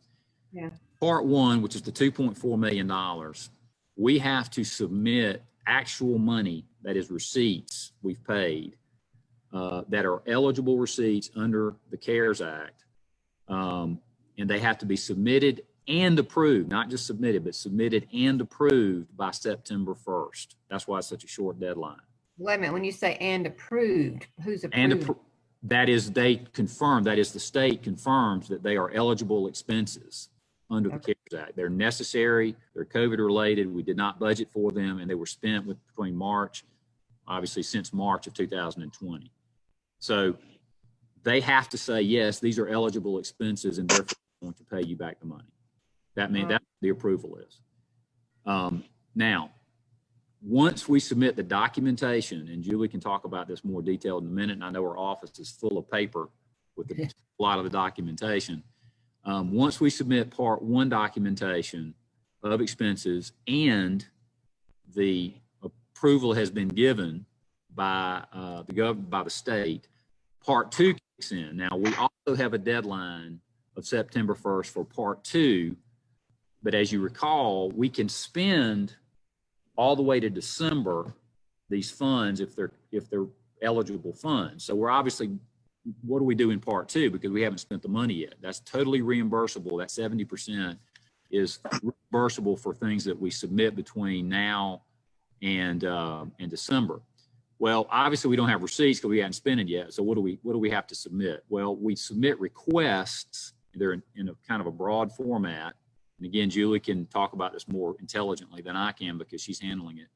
But we have to submit requests after part 1 is approved for future COVID-related expenditures against the remaining 70%. So we say, for example, we're going to be spending anticipated $500,000 on PPE, which would be at an eligible expense. Now, that doesn't mean it can't be modified because you actually remember once you give them the amount of money and the request that you're going to be spending, you're anticipating spending to through December, then the process would be when you actually spend it. So you spend $100,000 on PPE, you submit the expenditure, they approve it, and then they reimburse you. So September 1st is going to be 2 things we submit by September 1st. 1, actual expenses incurred. That's part 1, with documents. And Julie can talk about that in a minute. And they approve those. Once they're approved, then we also submit the general request for the rest of the money, which is $5.6 million. And as we spend those monies through December and submit the documentation and receipts and they approve them, then we get that part of the money back. So that 5.6 is on a reimbursable basis. Dick, this is Commissioner Wynn again. Yes, So ma'am. on requests submitted, we have to be pretty accurate on that because because we're going to be reimbursed. So we're spending our money until we get reimbursed. We have to make sure that we're spending the money that is going to be reimbursed. We have to be careful. That is correct. And let's go to I'm going to address that in a second. Go to the next slide. And this is what I just said. Part 1 documentation of expenses must be submitted and approved by September 1st before part 2 requests can be made. The request for reimbursement under phase 1 will be accepted after the September 1st deadline. So that is the hard deadline we're dealing with. Go to the next slide and I'll address Commissioner Wynn's point. Okay, here's what happens if you don't do this properly, and that's why we're trying to be really careful. I know everybody's being careful about this. It's administered like a grant. The difference is because this is very novel and new, and we had the same experience with the PPP program that was for small businesses. The Department of Treasury and the state are somewhat vague sometimes about, and because they're doing it themselves, this is sort of they're developing regulations as they go. So it's a constantly shifting target, and so you try to be as careful as you can and not get too close to margins of what's eligible and what's ineligible, because this slide shows if you do not get it right, and they say that you are submitting expenses for reimbursement that are ineligible and you're not using these funds properly, here's what they can do. And it's in their sole discretion. We have very little to say about this. They can impose financial sanctions that are somewhat amorphous as far as what they say, but they can fine you basically. The big problem I have with it is number 2, which is they can require the county to return or offset previous payments or reimbursements regardless of whether or not the previous payments or reimbursements were made for allowable cost. That means once they audit us, and they will, because we're going to be spending more than $750,000, they have discretion to say, we're going to disallow all $8 million we gave to you, and you got to pay the money back. It doesn't matter what you spend it on. They're not, I don't think they're looking to do that, I'm not being overly paranoid about it.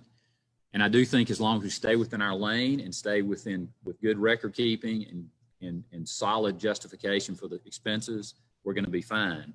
But that's why we're being so careful about this, because of this penalty, which is they could claw the money back after we've already spent it, and that would put us in a hole. They can disallow or deny parts of funding. They don't have to disallow the whole fund. They can say, and they probably at some point will do this. You'll submit an expense, and they may say, yeah, we'll pay that $50,000, but we're going to disallow that 10. They may or may not do that, but that's most likely what they would do as we go through this process. But again, the sanctions are there that if we don't spend this money properly, they could claw back the whole thing. And obviously they could suspend or terminate the entire grant. So big picture out of this slide is we got to handle it like a grant in terms of how we spend the money. We got to document carefully and thoroughly, and we have to be prepared for an audit and a justification in an audit. All right, next slide. Now, I'm gonna turn this over to Julie, and I think 2 slides about kind of what we're thinking about in terms of part 1, which is the $2.4 million and change, and then part 2, which is the reimbursable $5.6 million. So Julie, I'll turn it over to you unless there are any questions from me right now. Thank you, Duke. I am showing a slide here of what we are proposing to submit as the reimbursable, since it is the first trigger. And we developed these by looking at allowable expenses and prepared it much like we do when we submit grants, which we submit grants all the time, some of which we are awarded funding for and some of which we are not. And we develop those budgets based on what that grant says is an allowable expense and if it matches a need that we have. So part of what we had to back into for this particular scenario is making sure that we were not just keeping it for the government. So we tried to look at ways that we could also be supporting the community and ways that we could be supporting a healthy community as well as a healthy economy.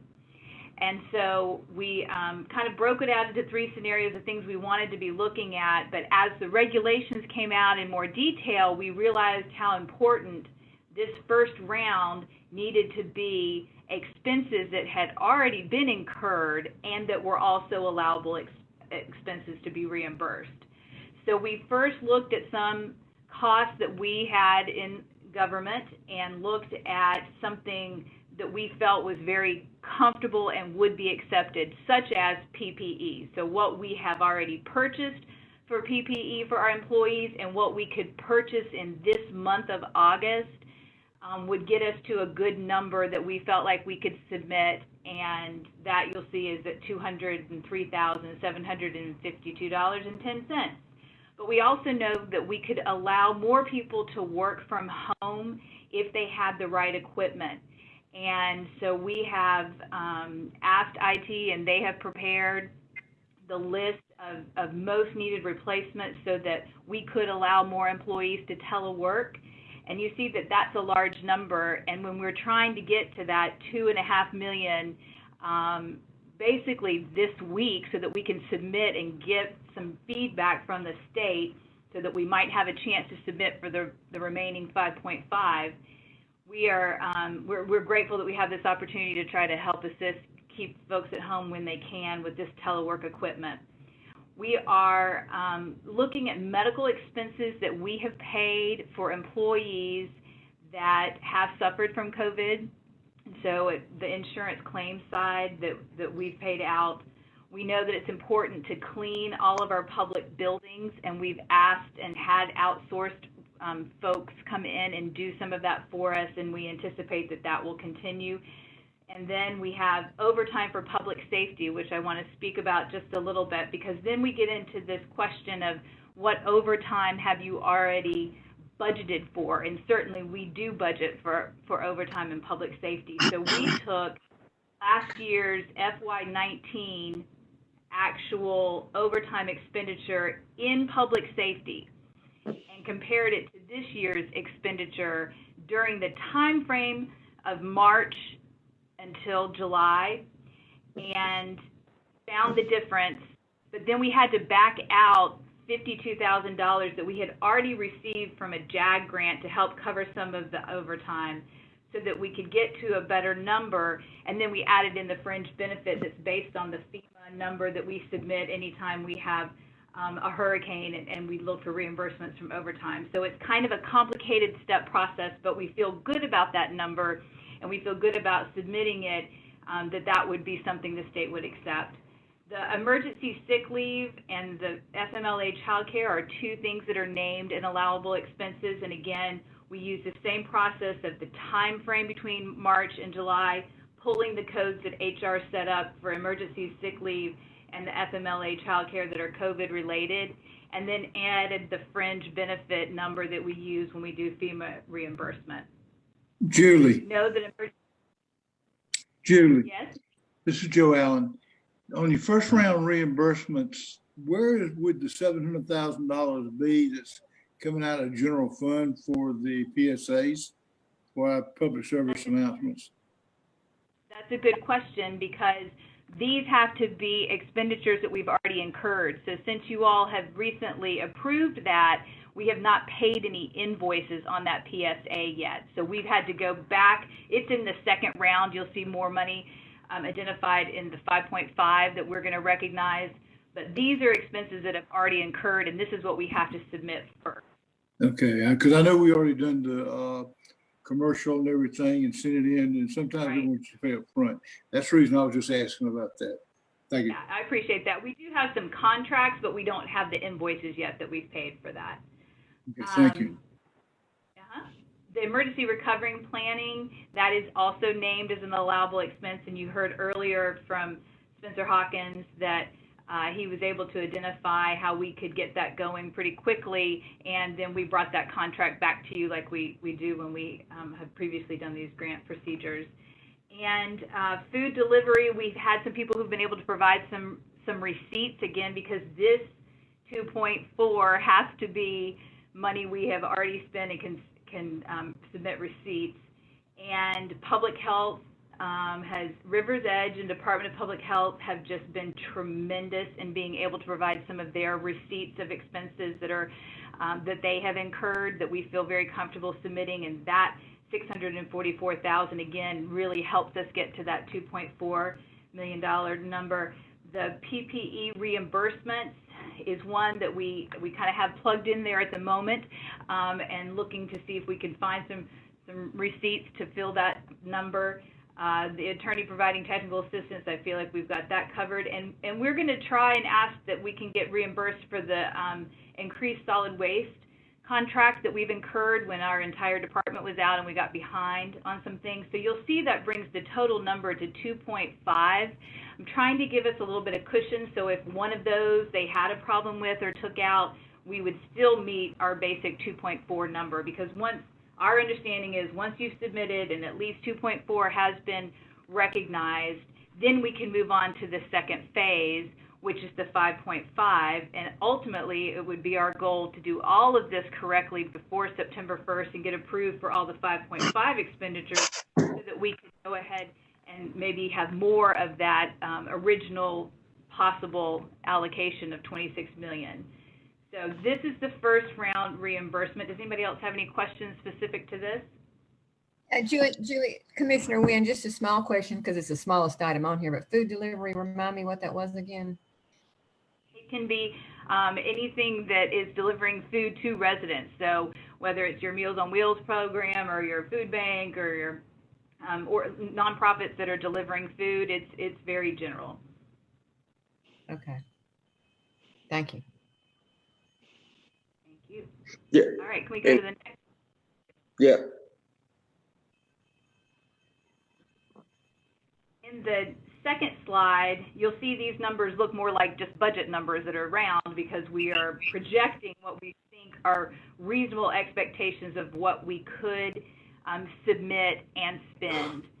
Now, again, not all of this has to be spent by September 1st, but the submission has to be made and accepted by September 1st to say that there is a reasonable expectation that we think we could spend $350,000 on PPE from here through the end of December 30th. And just looking at the numbers that we've spent already, we feel comfortable in saying that that number it could be pretty easily spent. Same thing for medical expenses. We're seeing a very similar number, and saying that we anticipate we could reclaim some medical expenses over the next 6 months. Continued cleaning of public facilities is an estimated number. Some of that has slowed down a little bit when we've had offices closed, but that number could certainly change if we had a flare-up. Again, the overtime and sick leave is just based on the number we've already spent, what we think we can spend with attorneys, and what it will cost for the single audit is included. We increased the number of the dollars we'd like to spend with food delivery, and you'll see that's at about $200,000. And then homeless interventions, we've estimated about $500,000 for some projects. We have a couple of them in play, asking for details on what we could do with some partners such as Salvation Army and others.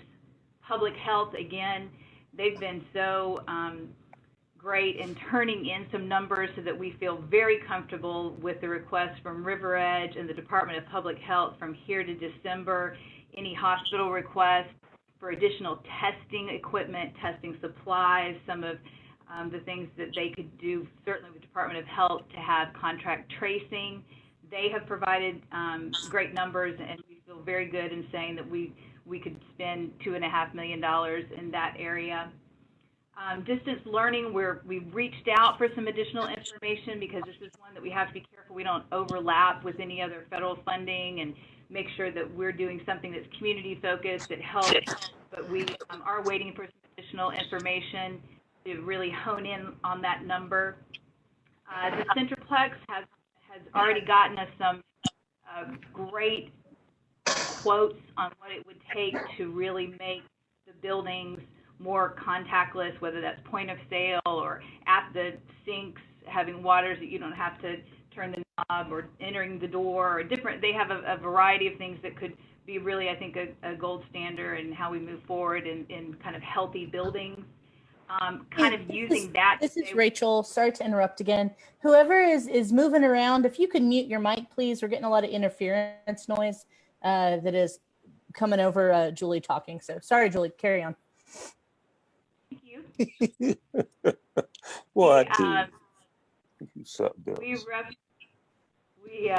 replicated a little bit with the small business grants, trying to be careful that we don't kind of give a false sense to the whole community, gosh, we have all this money we can give out, when we know it can be very particular about the ways we can spend it. This is just a guiding statement to say, you know, if we release these grants, we might say that it is for contactless point of sale or some sanitation that needs to occur in small business. And the community PPE, same thing. If we were looking to say, do you need help buying PPE for your small business, that we would try to be kind of specific with it. And then you see with the community PSA, I only included about $200,000 right now. Our initial quotes, Commissioner Allen, that we've gotten back are very generous from a lot of our local folks, and so it may not take that whole 700. So I've just kind of plugged in the number of 200 at this point, knowing that we have some of the fund balance that you've identified as a shortfall if we need it. But that would bring us up to another almost $5.5 million that would, if we do get everything in the first round reimbursed as we're hoping to, we'd be at the $8 million. And I think that would set us up the best way to hopefully open the door to achieving that other $18 million, because then we could become a little bit more open to more grants. But you can see our hesitation in the very beginning is to make sure we get that first 2.4 right and everything submitted and claimed, so that we can begin submitting that 5.5 really, and it has to be done by September 1st. That's 3 weeks. You know, we're really working under a tight frame, but we feel good about what information we have received up to this point to at least give you this kind of guiding document this week. what I hope is that we can submit the 2.5, and by next Tuesday, I could tighten down these numbers as we continue to receive additional information from the folks that we have reached out to in public health and for distance learning and some of the Centerplex numbers to make sure we can shore that up. But again, this 5.5 is slightly more flexible in that if we get approved for the 2.4, then we could say we are wanting to submit a project of $300,000 for small business grants and have that project approved, but the money really flow from now until December. Question, Julie, Commissioner Tillman. Yes. A couple of things here. The money for distance learning, is that to be paid to the school, the Bibb County School District? And did they not get a similar request for their own funding? And the other question, I think I'll probably talk to the school board a little bit more at this point for clarity. I wouldn't mind explaining what they're asking for there, if I may. Yeah. That's fine, but let me say yes. I would think we would have to make sure that it's not anything that's duplicative and that it's more community focused about whether we would be putting money and paying for, probably not giving it directly to the school system. Yeah. And so, I'm sorry. Let me follow up on that one because I think it's really is a really important opportunity. So the school system has also received CARES Act funding, and they're using a large chunk of it to support various parts of their distance learning and sanitation concept. One of the things that they're trying to do is create a system where kids have one-to-one laptops and access to internet at their homes. So the school system, one of the things that they did a few years ago was buy a whole bunch of laptops. But those laptops weren't exactly all fitted with the cameras and the online learning Zoom things that we need. So they're going back and for the batch that wasn't updated, making sure that all kids would have computers with that type of technology.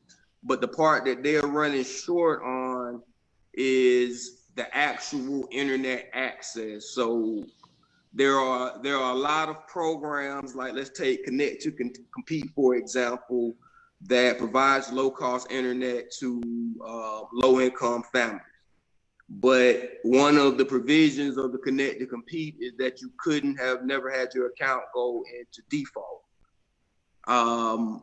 So they found that a lot of families have the ability to have access, but they've identified 13,000 households that do not have access, largely because of economic reasons. They found, so one of the things that they're doing is outfitting their buses with a whole bunch of Wi-Fi hotspots that can spot up in different locations, but that still requires someone to be able to drive or to have access to those locations, and they're not sure how well that's going to work. So the most equitable thing to do would be everyone is able to have internet at their house. So there is a provider that for $180 a family that they can have the mobile hotspot added. And that's what they're trying to get up funding for. And I think this documentation that they submitted for the full year was like $2.8 million to cover what the full students.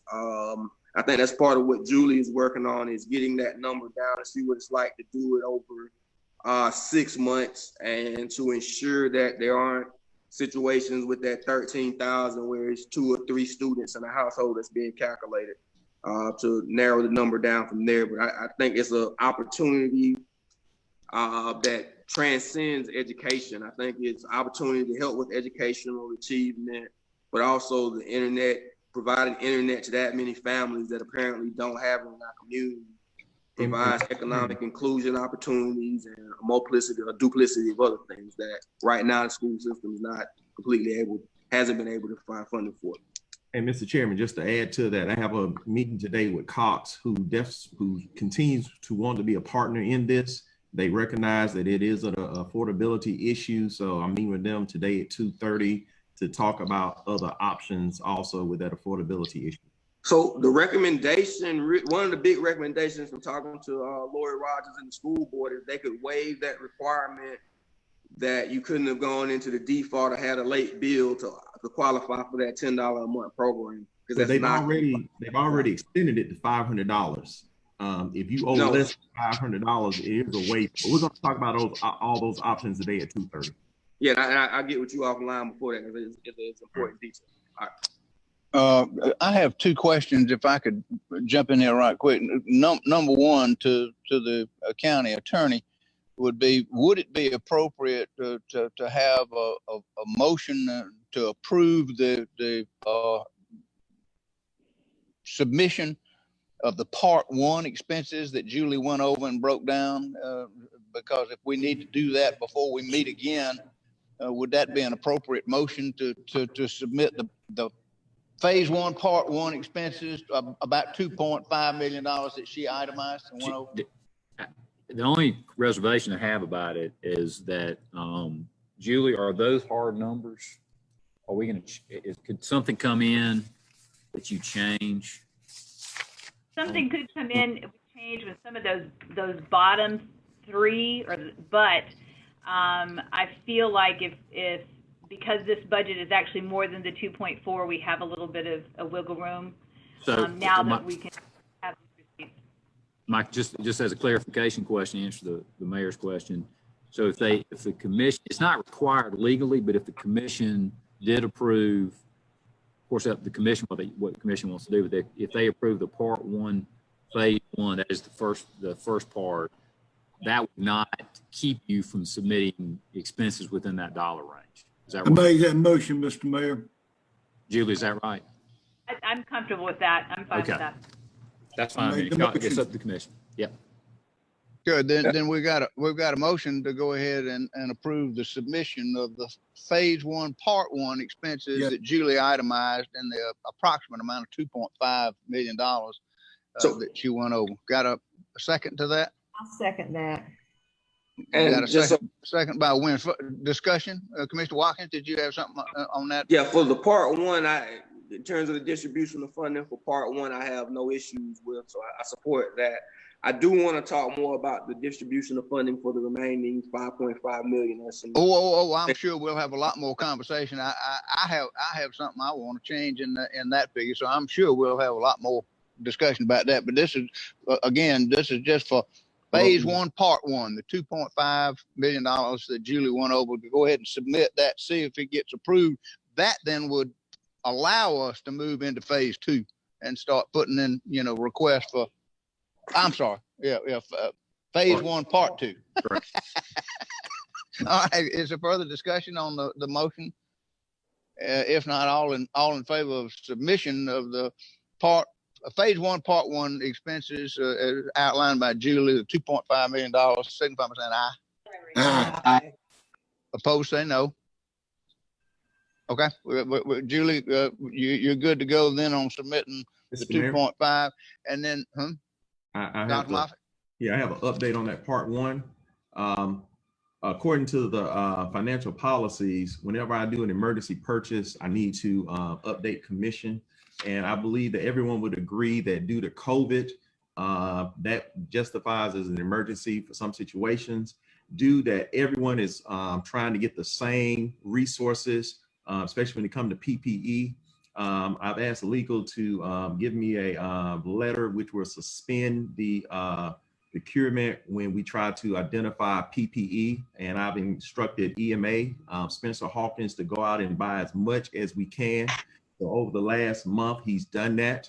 I do understand that I probably need to give an update to Operation Finance where we are with procurement, because we have a more stronger process in place right now as we have that position posted, but we are doing that. So the reason why the suspension and declaring it emergency is if we have policies like over 10,000, you have to get 3 quotes. So if Spencer can go out and find 10,000 masks and it comes over 10,000, by the time you got to get 10 quotes that day, those supplies may be gone. To give you an example, on yesterday, just along the rec department, we set it up to where the community could go to the rec department and each person can get 10 masks. And within 1 hour, we gave out 10,000 masks. Spencer has supplied the rec departments with masks and disposable gloves today.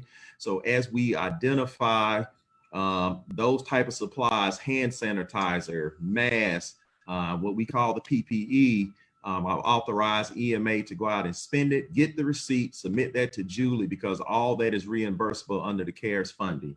The only other item that was deemed an emergency was some technology with 50 laptops. I wanted to make sure that finance and HR had everything they needed to move swiftly if we needed to implement telework. And a couple of weeks ago, we had to do that. So just update you on that. And at the end of this, I need to update. Well, I can do it now. The fire department had a switch that went out on the generator a couple of weeks ago. I had to do an emergency procurement of that. And the Board of Election had to do emergency procurement for some ink cartridges. And so those are the emergency procurements I had to do in the last month. And by policy, I had to update you on that. Additionally, at the end of this, I need to update you on the pension and as it relates to COVID. So at the end of this discussion, we need to have a discussion on the pension and COVID. So please keep that back in mind. Hey, just remind me, what is the policy when we have, like you said, you need 3 bids, when you only receive 2 bids, what's the policy? From 10,000 to 25,000, you need 3 quotes. Over 25,000, you need commission approval. So what happens if you don't get the 3 quotes? We try to make best guess on getting those 3 quotes, but the purchasing, the buyers up in finance, they tried to get the 3 quotes, and I pretty much put it on the department head to try to identify 3 vendors for it. So if you do not get the 3 quotes, then they need to document what and very clearly state unable to get 1 out of 3 quotes. Question. This is Mayor Pro Tem Tillman. Question, Dr. Moffitt. Earlier, once we table an item, I know we oftentimes don't have an opportunity to respond, but I want to give you an opportunity to respond to something I said earlier. Is it your position today that you're saying that since the procurement officer that was a part of the administration moved on and we put out a request for applications, are you saying that we have not received 1 application between last year and today? No, is that what you said? Yes, and what the process was when Chauncey left, we put that out. No, let's go back. So you're saying nobody's put in the application, submitted an application between last year and today. So that's why we haven't moved forward with trying to get a procurement person in place. The current job description that is posted, which is a combination of procurement and the legal aspect, no, sir, we've not received any applications. Jesus. Thank you.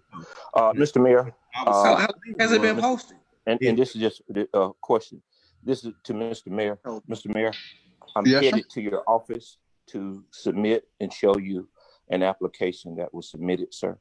And I will send it out to the entire commission as well.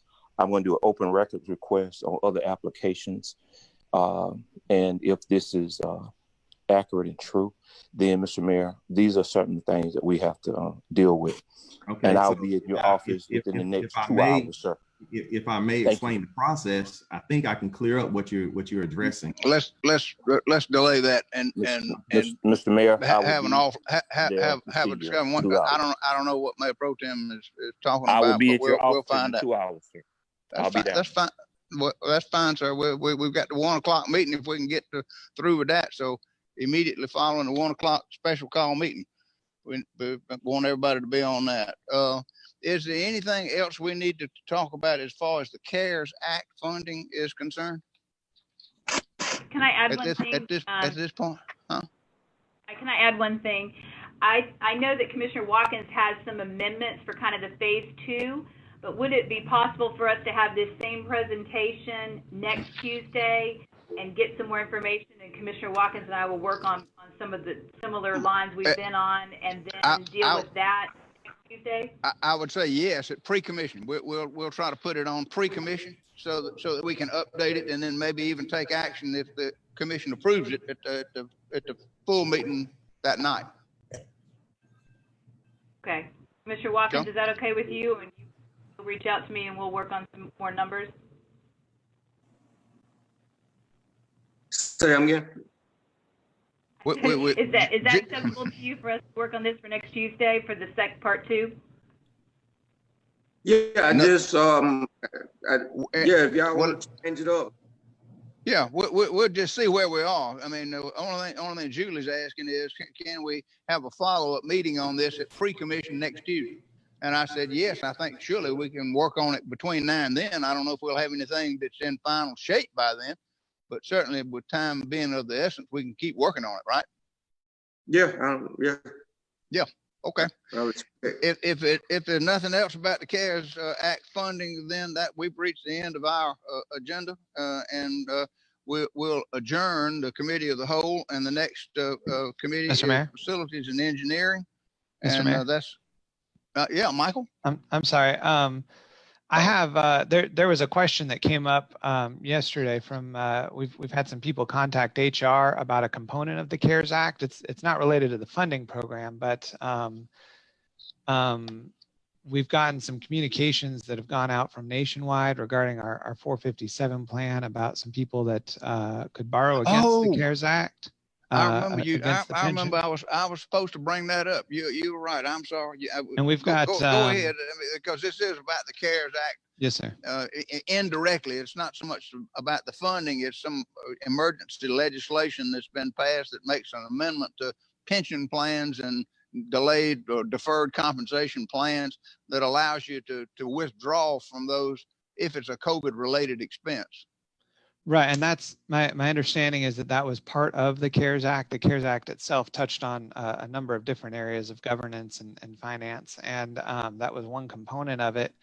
And so we've gotten some communications from Nationwide as our 457 plan servicer, and I believe HR has had a handful of people inquire about borrowing some money from their 457 plan under this, but I've got Terry Taylor, our pension counsel, on the line with us right now, and she can explain a little bit more. But my understanding from her is that if this is something that the commission wants to allow employees to do, that it would involve a change to the plan, and because our plans are made part of our charter to do this with the other pension, with the 3 closed pension plans, that this would involve a charter change. And so all in all, you're talking about, it has to be approved by commission twice in a row, and the time to get it ready, you're talking about roughly a month and a half worth of work. And so I thought that it would be better to have this discussion about, do we want to go down this road, and what does it mean, and get Ms. Taylor's advice on that before starting that process of making any kind of changes. Is there, I mean, we're kind of adding this to the CARES Act discussion. Is there an objection to this part being included under the CARES Act discussion?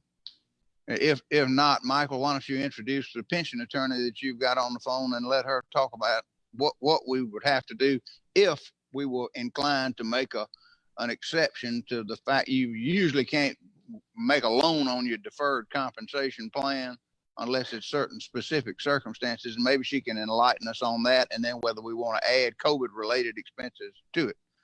Right. And so Attorney Taylor's been the pension counsel, our specialty pension counsel for all 3 of our pension plans for a couple of years now. And she's with the benefits firm, Benefits Law Group out of Atlanta. And Ms. Taylor, if you can hear me, if you can chime in and let us know what you've seen about this. She may need to unmute herself too.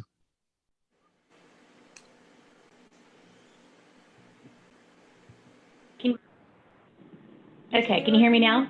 Yeah. Yes. You're good. Okay.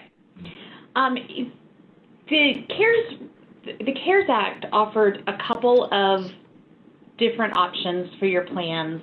They primarily will be useful under the 457 plan and not so much the DB plan, but we can talk about that too. One has a very short time frame, and that is that it extended the parameters or expanded the parameters under which you can get a loan from a plan, either the 401A plan or the 457 plan, from the defined contribution plan. The usual rules have been that you could get a loan of up to 50% of your vested balance or $50,000, whichever was lower. That has been basically doubled to the lesser of 100% of your vested balance or $100,000. And you can get that, but only if you request the loan by September 23rd. So if you want to offer expanded loan, the expanded borrowing option, that is very time sensitive. So you don't have to actually have the amendment adopted. You just have to have the plan. You have to intend to adopt the amendment. So, and that's what would be under the 457 and 401A plans with Nationwide. So those are not part of your charter. So I don't, and Michael, you can correct me if I'm wrong here, but I don't believe those would have to go through the 2 readings and that sort of thing. That's but you correct. would actually have until the end of 2024 to actually adopt the amendment. You would just need to make the decision pretty quickly because that loan window is about to close in just over a month. The other option is that you can add to those plans what's called a coronavirus-related distribution, or a CRD. And that lets somebody pull out up to $100,000 from the plan as an in-service distribution that they would not ordinarily be entitled to. And then it's not subject to it would be taxable over the next 3 years. So 1/3 of it would be taxable in 2020, and then 1/3 in each of the next 2 years. Participants can repay that. They can put it back into your plan over the next 3 years, or they could put it back into an IRA or another employer's plan if the other employer would allow it. So they can essentially roll that amount over. It just stretches out for 3 years, the time that they have to roll it over. And that is probably what participants are asking about. I mean, I don't know exactly, but, a lot of participants want access to their money at all times. And in the threshold, you have to have a financial need related to CRD for this, but the participant self-certifies as to that financial need. You do not have to do any investigation unless you happen to know for a fact that none of this, that their attestation is incorrect, which you likely would not. You're not, the plan is not responsible for verifying any of this. But the threshold, the requirements to get a CRD distribution are that either you or your spouse or a member of your household have tested positive for COVID, or because of the shutdowns and or reduction of hours, anything like that, that you have had an adverse financial impact. Either you or your spouse or a member of your household has had an adverse financial effect. And that could be from increased child care costs, reduction of your hours, a layoff, and anything like that. It's a pretty broad description, pretty broad standard. So as long as a participant can certify to that, then they can get a withdrawal of up to $100,000. And that you do not have to, and we've confirmed this with Nationwide, as the plan would not have to offer the full $100,000. You could impose a lesser cap, $10,000, $20,000, that kind of thing. And the withdrawals have to be made before the end of this year. The loan would have to be made before September 23rd, unless there's a CARES Act 2 that extends that, and there's not yet. But the loans go away September 23rd, but the withdrawals can be made up through the end of December. Ms. Taylor, let me see if I can't interrupt and get a sort of a consensus. Obviously, we're not going to vote on anything, and we don't know what we're voting on. But is there a consensus among the commission that we want to ask Ms. Taylor to go ahead and prepare a resolution to amend the plans that we can consider and have something in front of us? I mean, has anybody got heartburn about doing that? No, they don't want to see anybody be able to draw down from their pension plan or from a deferred compensation plan for COVID related stuff. If not, I'm gonna take that as consensus, and that way Michael and Ms. Taylor can start working on. I'm getting help. Joe and Valerie, I understand, want to be record. Mallory. Oh, Joe and Mallory. I can't see Mallory on my screen. Who came first? Joe? Commissioner Allen? I think we should do that because with this situation going on now, there's a lot of people out there hurting and they just don't know what's happening and that they need help. So if we can help them, I'm forward 100%. Okay. Commissioner Jones? Yes, sir. Just to say, and I listened closely and made some notes from Ms. Taylor's presentation, but it's a lot to digest. It's a lot to process. We need to look at it in writing. We need to be very thoughtful about this and not jump to any conclusion. So we need to know the pros and the cons. And it sounded like you said, Ms. Taylor, right now they can take out a 50% loan. That's the way it currently reads. That is the current legal cap. That's what now? That currently that's the legal cap. That's the most you can take out legally. Your plan can, Michael, I'm not even sure if your plan currently offers loans. Does it? No, I don't believe so. I did not think it did. So adding the loans. Okay. So the adding the loans would. You can currently withdraw that for an emergency situation. Is that the way it reads currently? If there is if there's a hardship distribution option under either of the plans, this does not affect that.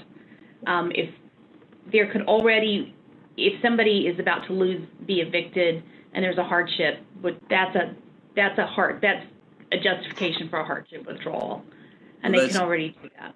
They can do 50% currently, so this would allow someone to totally.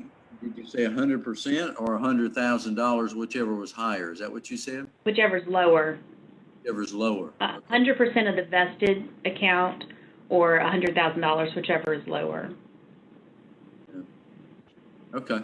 And I would add to that, the 457 plan has only been in effect since July 1 of 2019. Right. And the match is, or the contribution rate is 3 to 5%. With a match of I believe 3%, and so no one has $100,000 in their 457 plan because they've only been doing it a year. If you make $100,000 as your salary, your 5% match would only be $5,000. So we're not talking for the 457 about large amounts of money for anybody, but as Commissioner Allen made the point. Even if it's $2,000 or $3,000, that could be significant to somebody that's going through a hardship right now. And we've had I think 5-ish people ask about it at HR. So, it's come up enough times that they wanted us to get your impression. Right. Okay. So if there's no 457 only, does this apply? No, I think she was going to look at the pension plans too. Okay. Well, the pension plans. You can offer a coronavirus-related distribution from your pension plan only to somebody who is at least 59 and a half or has had a termination of employment. So that's significantly less broad.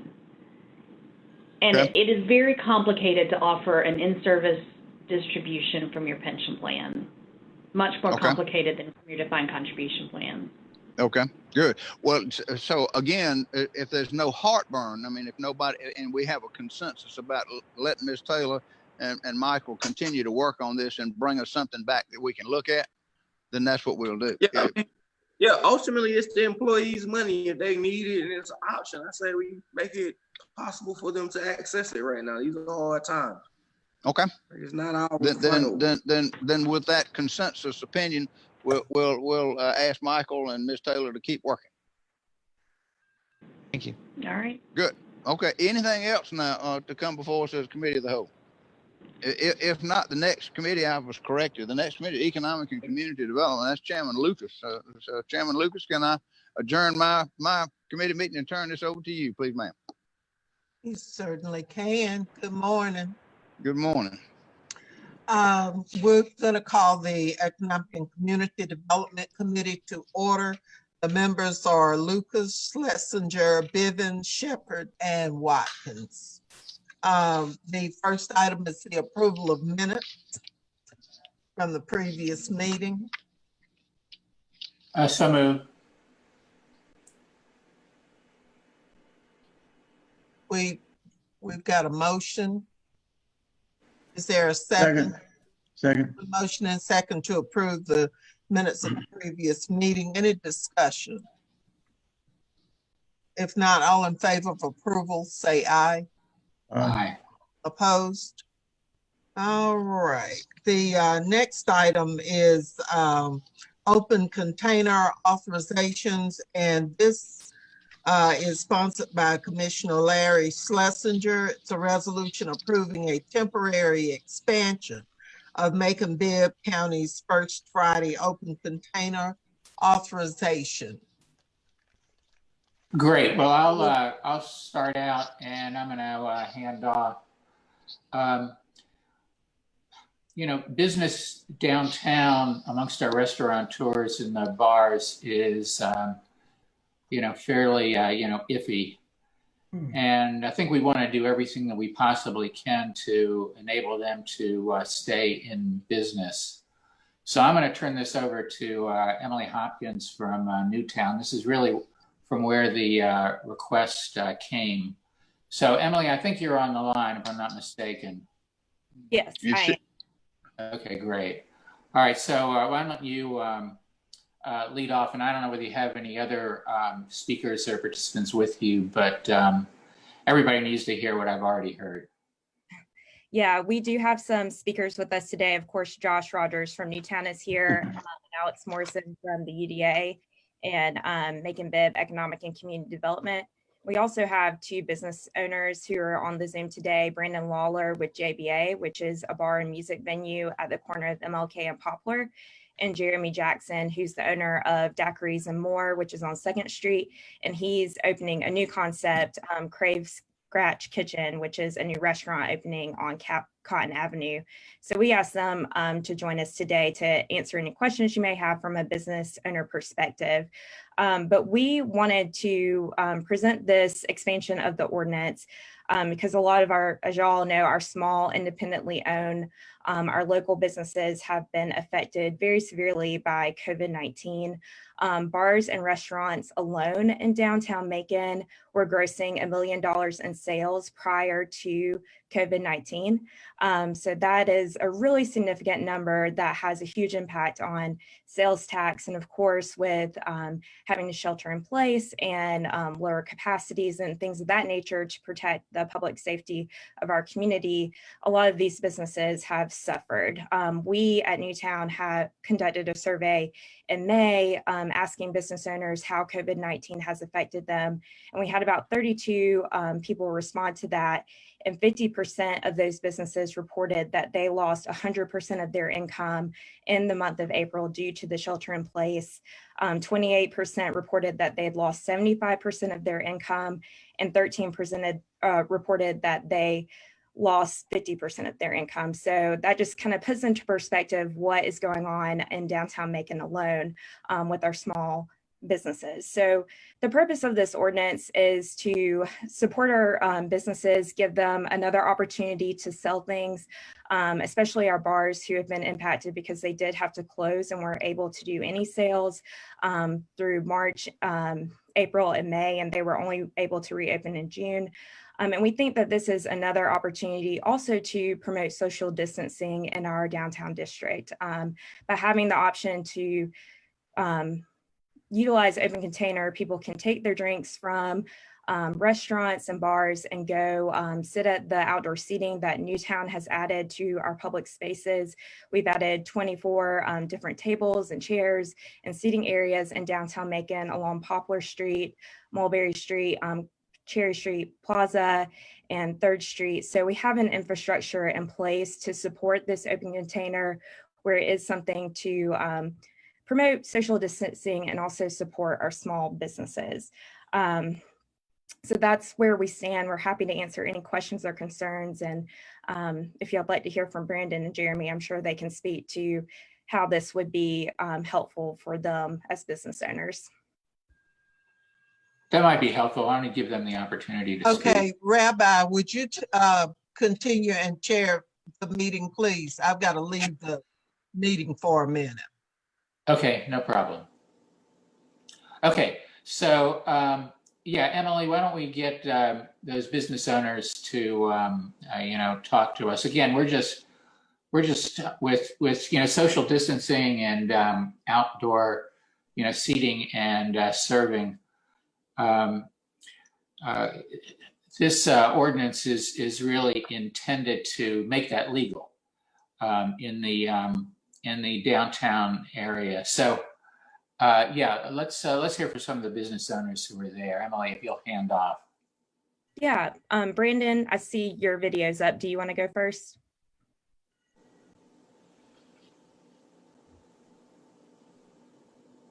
Y'all hear me? Yes. Okay. These Zoom things are interesting. Yeah, to reiterate, I own and operate JBA, and we were closed with $0 in revenue for 2.5 months. We're trying to be conscious of the safety with COVID and whatnot, which our bar is admittedly fairly small. So people are, of course, not feeling comfortable to come out and drink. We incentivize masks. We like people to drink on the sidewalk, but and we recently also started a campaign to do to-go drinks every Friday, not just First Friday, to try to help this, because we have heard from a lot of regulars that they do not feel comfortable to come out, and I don't blame them per se.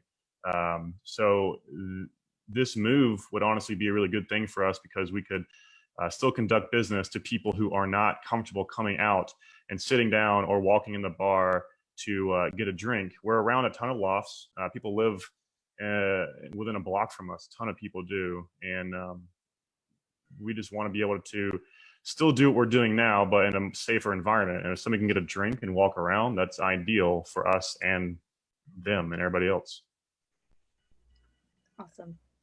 And Jeremy, would you like to speak as well about the support of the ordinance? Yes, ma'am. Thank you.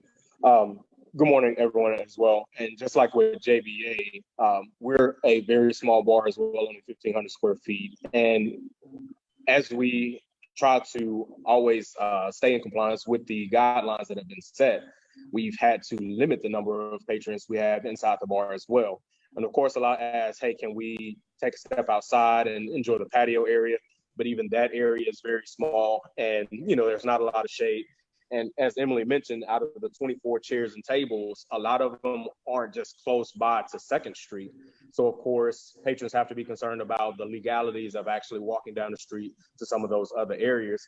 And we definitely encourage people to abide by the law, but it's one of those things that we definitely feel this ordinance being changed would definitely help us out on. Just because with the temperature, as well as just people wanting to see downtown, they don't want to limit themselves to just being in one general area. So this ordinance would definitely help out. Okay, Mr. Chair. Yes, ma'am. I wanted to address this, please. While I feel that the pain of the businesses that have lost income, and many, many, many have, I don't see how this is the solution to them regaining that income or regaining business. As someone just said, that this is the ideal situation to let them spill out onto the street with their cups of alcohol with their little armbands on. And I guess they could walk from Rookery up to another bar and have their little cup that's color coded in their armband, and then they can't go into another establishment until they finish that drink, I would imagine. I would think the place they're going to wants to sell their own alcohol. But here's what I want us to look at on page 3 of this resolution.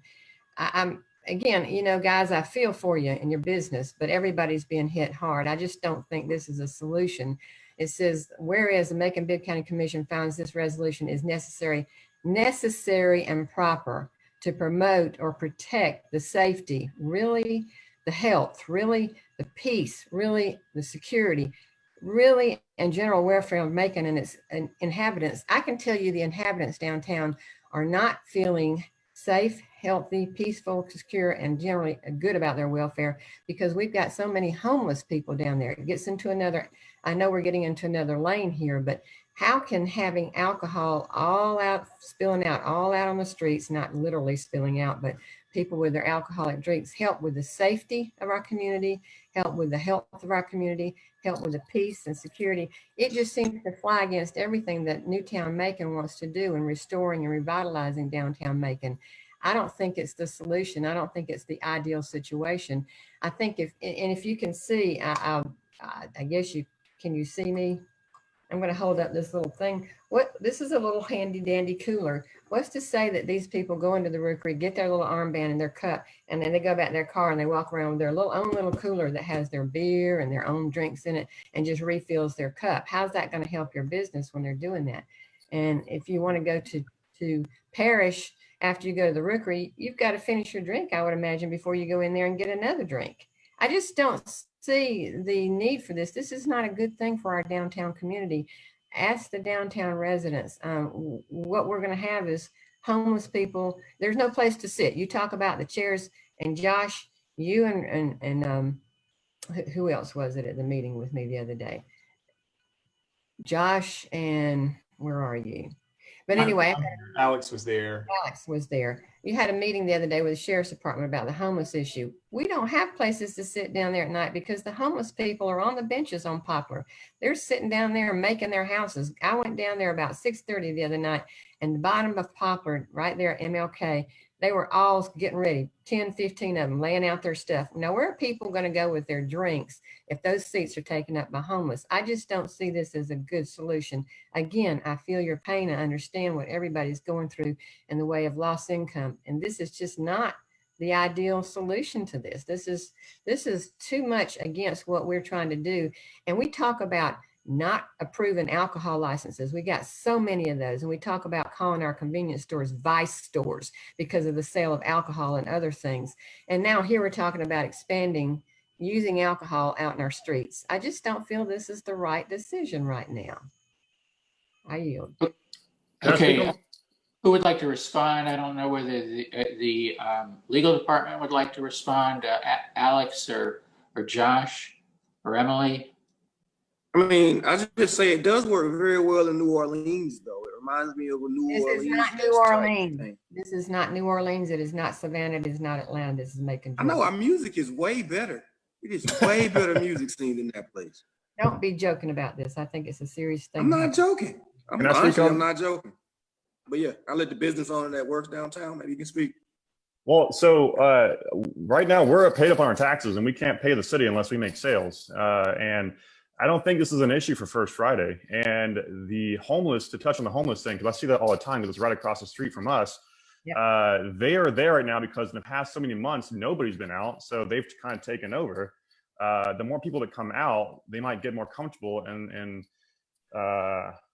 you got to move them out first, Brandon. But how do you do that though? That's what I had my public safety meeting about last week. We're working on it. I know, but the thing is, if customers get drinks and they go enjoy downtown, the more people that do that, the homeless might not feel as comfortable to sit down outside and take over these public parks downtown Macon. Right now, it's very much that nobody's been downtown, so they are taking over. And so the issue of it is, I think, we have not incentivized people to go out and enjoy public parks downtown. And so we kind of given it back to the homeless. Whereas if people can get a drink, they can walk from their loft to get a drink from my bar and then walk down and finish their drink on the way to the rookery. That would put more people downtown and possibly less homeless. Well, I mean, if I may address you, Brandon, I appreciate where you're coming from. I know where your little bar is. I haven't been in there, but I know where it is. And I appreciate it. It's small. But, you know, taking the alcohol out in the street and walking down to the rookery and getting another drink and walking back to your bar and getting another drink, that's promoting more drinking. I'm not a teetotaler, so I'm not against the drinking. That's not it. It's just the fact that we're promoting more alcohol use when we're trying so hard to combat that. I mean, Commissioner Watkins, you're one of them. You're the one that came up with limiting these places and calling them vice stores and things like that. And yeah, but I would just point out that Brandon and these places are in the downtown entertainment district, where if someone's gonna do that, that's where we want them to be, not in the residential areas where the vice marts are. He's zoned as a bar and music venue. That's what we're looking for on the Poplar and Cherry Street areas. I believe that's the goal, Josh. live, work, Yeah, play. yeah. I mean, to speak for Newtown, Newtown does support this ordinance. We've, well, and I wish we could have passed a mask ordinance. I think that would have helped our business owners too. I mean, they unanimously wanted that. But given the fact that we've got constraints from the governor's office on what we can do, I do believe that this is our best next step, and that it would promote social distancing and people staying outdoors, while still able to enjoy a little bit of downtown's nightlife. We don't have safety and security instances on First Friday, and I don't think there's any reason to believe that expanding this would accelerate it. But I would be the first one, if we get any response from our business improvement ambassadors or the sheriff's office, that we are creating issues, especially around the homeless population, that we abandon the ordinance and go back to the way it was. So, no question. I think all of us are in a position where we're having to make decisions that are so far from ideal. And this is not ideal either, but I think it's a smart move. And like I say, I think we keep a close eye on it. I don't expect we're going to have any issues. Like Virgil said, watching the early hours of downtown nightlife when this would apply, you're not getting problem populations coming downtown and overindulging or creating a public nuisance. I think what we're talking about is people who want to have a drink with their dinner, or people who just want to get out of the house but don't feel safe sitting inside a bar. This would expand the opportunity for them to come down and have, just one beverage in a place that they felt safe. If we have anything other than that happening, I think we pull the plug. And it's only from 4 to 10, right? Every day it's 4 p.m. to 10 p.m. Yeah, that's important to note too, that even during First Friday, it stops at 10 p.m. So this is not like, it's not even like New Orleans where it goes 24/7. You can have drinks on the street. This is a very limited amount of time. It's basically around dinner time. I dislike people comparing us to big cities like New Orleans and Savannah even. We're not Savannah. We're not Atlanta. I don't want to be Atlanta. New Orleans, I don't want to be them. There's a lot of vice there. I just think that we're Macon and we have ways that we do things that are different. Mr. Chairman. Yes, sir. Chairman or Madam Chairman? Bert has the floor. Cool. Commissioner Bivens? I just had a question about masks. A lot of businesses are encouraging their people who come in to wear a mask, even though there's no specific rule on it. And we're talking about people coming in, getting a drink and going outside. Do the bar owners consider encouraging their patrons to wear a mask? Even though when they go outside, they probably take it off. Yeah, almost all of our businesses downtown are requiring masks inside. Okay. Okay, Commissioner Jones? Yes, sir. Just a couple of questions. So this applies, this would be, I don't have a copy in front of me. Is it 5 days a week, 7 days a week? What is it? It's daily. It's daily, 7 days a week. Okay. Well, I guess 7. So my first question, since I don't frequent either one of these two fine establishments, tell me the name of your place. JBA, I heard, and I saw Daiquiris. What's your exact street address? JBA is 499 MLK. We're at the corner of MLK and Poplar across from Rafield.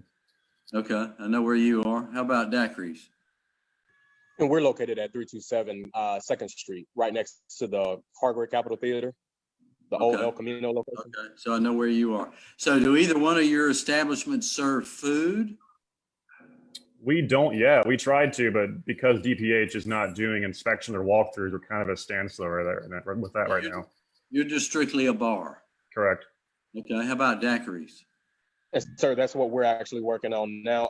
I'm here actually in my restaurant, Praise Scratch Kitchen, and we will be able to provide food in our bar just as soon as we can work out our training issues and hopefully be open by this weekend. So you're a new bar, but you're strictly a bar? We're a new restaurant. We opened the Daiquiri Bar on March 2019. Well, and I'm not on the Economics and Community Development Committee, but of course I'm one of 9 commissioners and would have a vote at the end, but I'd have to think about it. I mean, my previous life, I was in the wholesale beer industry, so I'm certainly want people to be able to serve a licensed beverage, but we've always had on and off premises, as you know, on premise license, off premise license. And that's the way it's always been. I know we're in strange times, but I'd have to think about it. Thank you for your time. Okay, does anybody else have anything they want to contribute to the discussion before I call for a vote? Yeah, it just seems like a yes is a pro-business, less government oversight stance. I don't know. People who like those type of conservative values. I'm gonna remind you. Republican on us, huh? All right, Ms. Luke, go ahead. Chairman, we need a motion. We don't have a motion before you. Right, I understand. Ms. Lucas, now that you're back, I will turn this back over to you. I think we are ready to take the motion and a vote. Okay, sir. Thank you so much. Okay, any further discussion? Just one. On that, will Mr. Mayor Pro Tem? Do we know what is the status of special event catering license for Macon-Bibb? We know it's been suspended. Do we know when that's coming back? Or when folks can start reissuing special permitting licenses? Does anybody know, Mr. County Manager? Mayor, is there a reason? Do we need a resolution for that? Because I'd like to start back issuing those permits. County Manager. I'm sorry, what was the question? Ask your question again. Can we go ahead and start back issuing special catering and permitted licenses? A lot of folks are trying to get some stuff done. Folks see different folks in different municipalities doing things, and they're all just trying to make a living. So we need to start back issuing special permitting. Is there a reason why we cannot start that back? Yes, the special permits were based on the crowd sizes because of the exposure we're in with COVID. So if it was an event and they acknowledged the certain crowd size, that's why it was denied. So let's be clear. Let me be clear. Is it crowd size or 100% no? And what's the crowd size limit? Because I'm understanding 100% no. I think it's 100% no, because we are in the phase 3 of the COVID policy. Okay, so somebody wanted to do it, it doesn't matter about crowd size then. So if I wanted to do a special event with 20 people, you can't do that. Correct. All right, well, and that's what Alice said. Well, I think that needs to change. I think we need to direct the administration that we need to start back issuing permits. It is just not fair how some folks in some cities are doing things and how we're presenting folks that are entrepreneurs from making a living. We know, and we all saw in San Diego at the Sturgis where 250,000 bikers are there now. And it's just not fair for some Americans to try to do right, and then we are making others suffer. This needs to change, and I would ask that, commissioners join me in asking that we go ahead and start back allowing permitting for 10 people, 100 people, or what have you. These events are outside, most of them, and folks have been asked to social distance themselves. Some folks are doing the right thing. We've tried to do the right thing with the commission.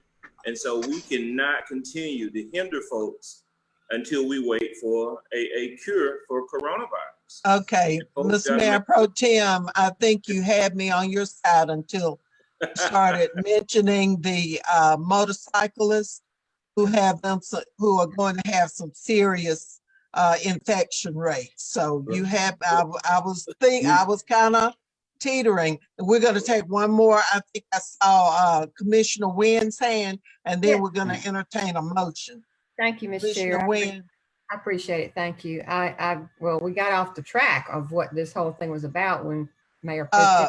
Ms. Nguyen, I'm chairing the meeting and we accepted that discussion. So let's go on. What are your I comments? just want to say that I don't see what the positive results would be for our community to have this.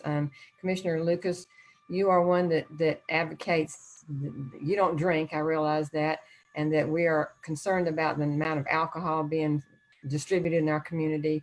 And I think to have this going on downtown, I just don't see how it's going to work, because I think that if you take a cup out, like I said, you walk from the Rookery around the corner to Oliver's, you're going to take another drink and walk back to the Rookery. You know, you can have several drinks going on. And then people are going to, how are you going to enforce it? They're going to have their armbands on. They're going to have certain colored cuts, but who's going to enforce all that anyway? Who's going to check to see if one of these little bags is not full of beer that they just put into that little approved cup? I just don't see how this is really going to help and be appropriate for our downtown right now. Okay, is there anybody else who needs to, Commissioner Bivens? No, I'm just waiting to make a motion. Okay, all right then, thank you. We'll entertain a motion on this resolution. I'd offer a motion that we do this, and at least we give people who want to think about it a chance to the final vote next week. All right, good. We've got a motion and a second. Any other discussion? Do legal folks have anything else to add to this? Did y'all have any particular problems with it? No, Madam Chair, we don't. Okay, if not, we'll go ahead. All those in favor of the motion to approve, say aye. Aye. Aye. Those opposed, no.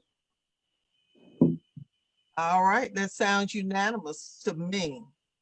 Although I didn't hear all 5 voices, but that's unanimous, I think. Okay, so this is a temporary thing. It's to be tried if it's approved by the full commission next week. I don't want to get ahead of the full commission, but this is a temporary thing just to try and see if this does help. We all feel for the businesses that are just impacted so greatly by COVID. And this community is still a red zone. So anything that helps, that's great. Okay, one final thing, the Arbor Preservation Board, we changed that name, did we not? Didn't we vote on changing that from the tree board to Arbor Preservation? Yeah, we did that, didn't we? Board? That's real cute. And Mr. Mayor, Arbor Conservation? Arbor Preservation, or is it Conservation? Which? I understand it's Arbor Conservation Board. Oh, so I just had the name. Okay, Conservation. And I've submitted to you two names, Mr. Mayor, for consideration to fill those other 2 spots, and they've agreed. They're very excited. So good. And we're working approve. on the background checks and moving those forward. I hope to have them to you next time. Okay, that would be great. Thank you very much. Is there anything else to come before this committee today? If not, I want to express our condolences to the Watkins family and the loss of his aunt, Pearlie Perkins. She was Pearlie Perkins when we were growing up in Bellevue together. But she's Pearlie Watkins, Dr. Columbus Watkins' wife. She passed away a couple of days ago, and she's a retired educator, just a wonderful, wonderful person. And we still hold Dennis Ross and her family as a committee in our thoughts and prayers. Ms. Mayor, I'm not trying to take over from you, but I feel a special thing for Janice, who lost a son at a young age. And I could just feel it just go through me when I learned. But anybody who passes away is important to somebody. So everybody feels that loss, but I just wanted to express to the 2 of them, this committee's sympathy in the loss. So y'all hang in there. It gets better. It gets Thank you. better Thank only you. with time. We're gonna adjourn this meeting. Mr. Mayor, it's back in your hands. Thank you. Thank you, Chairman Lucas. Next committee to meet is Facilities and Engineering. That's Chairman Jones. Chairman Jones? Yes, sir. Facilities Engineering will call to order. And we have Commissioner Wynn, Commissioner Allen, we have Commissioner Schlesinger, and we have Commissioner Burt Bivens all present. First item is number 1, the approval of minutes. Do we have any concerns or anything to do with? Move to approve. Are they correct? Got a motion to approve? Second. Got a second? All in favor say aye. Aye. The minutes are approved. Paragraph item number 2, a resolution, the A part, a resolution authorizing the mayor to execute an agreement of extension with the Houston County Board of Health, the WIC program for the lease of office space located at 456 Oglethorpe Street in the amount of $21,215 for 1 year, sponsored by Mayor Rickard. Mayor, And I'll turn this over to legal, Mr. Chairman, to talk about. I think this is a renewal of an existing lease, if I recall correctly. It is. Duke, you want to respond on that, or you or Michael? I'm Michael. I'll take it. We're doing this, yeah. So this is, this is the Houston County Board of Health WIC program. They've been renting this facility on Oglethorpe Street since 2013, and we've just renewed it every year. It's an annual renewal, and this is the same terms and rate that they paid last year. So it's a total annual rent of $21,215, and they pay it as a monthly payment of $1,767.92. Well, I'm totally in favor of them renewing the lease. I'm curious, why does the Houston Board of Health have a program, have a building here? I mean, I'm glad they're here, but just curious. I don't know that I have an answer to that question. They've been here since well before I started in this position. So I don't know the history of how they came to move to Macon, but Mr. Mayor?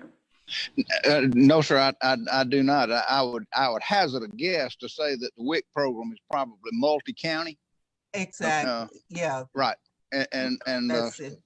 Right. So Houston County just has to, locate the space, and they chose to locate it in Macon rather than in Houston.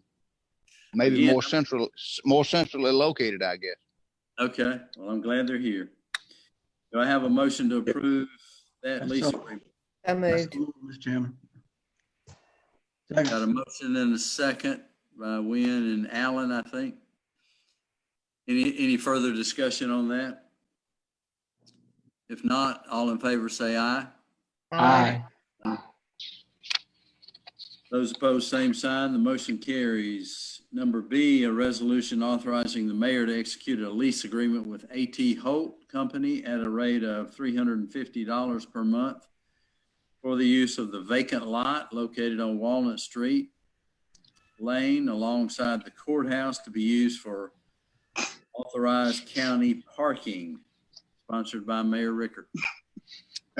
Again, I'll turn this over to legal, but I would say that we've got more courthouse personnel in vehicles than we can accommodate in the surface parking lot at the corner of First and Mulberry.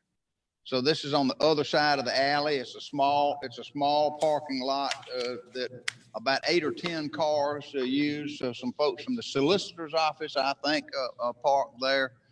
And others, they make good use of it. So this is a renewal of that lease. Legal? That's correct, Mayor. And I would just add, so we've been leasing this property since 2013 for parking purposes. We renewed in 2016, and this is the second renewal of the lease. It's for it's a 1-year term with 2 optional additional year renewals, so up to 3 more years. And On this one, we have been paying $300 a month for the parking lot lease, but my understanding is that the tax assessors has reassessed the lot and raised the valuation.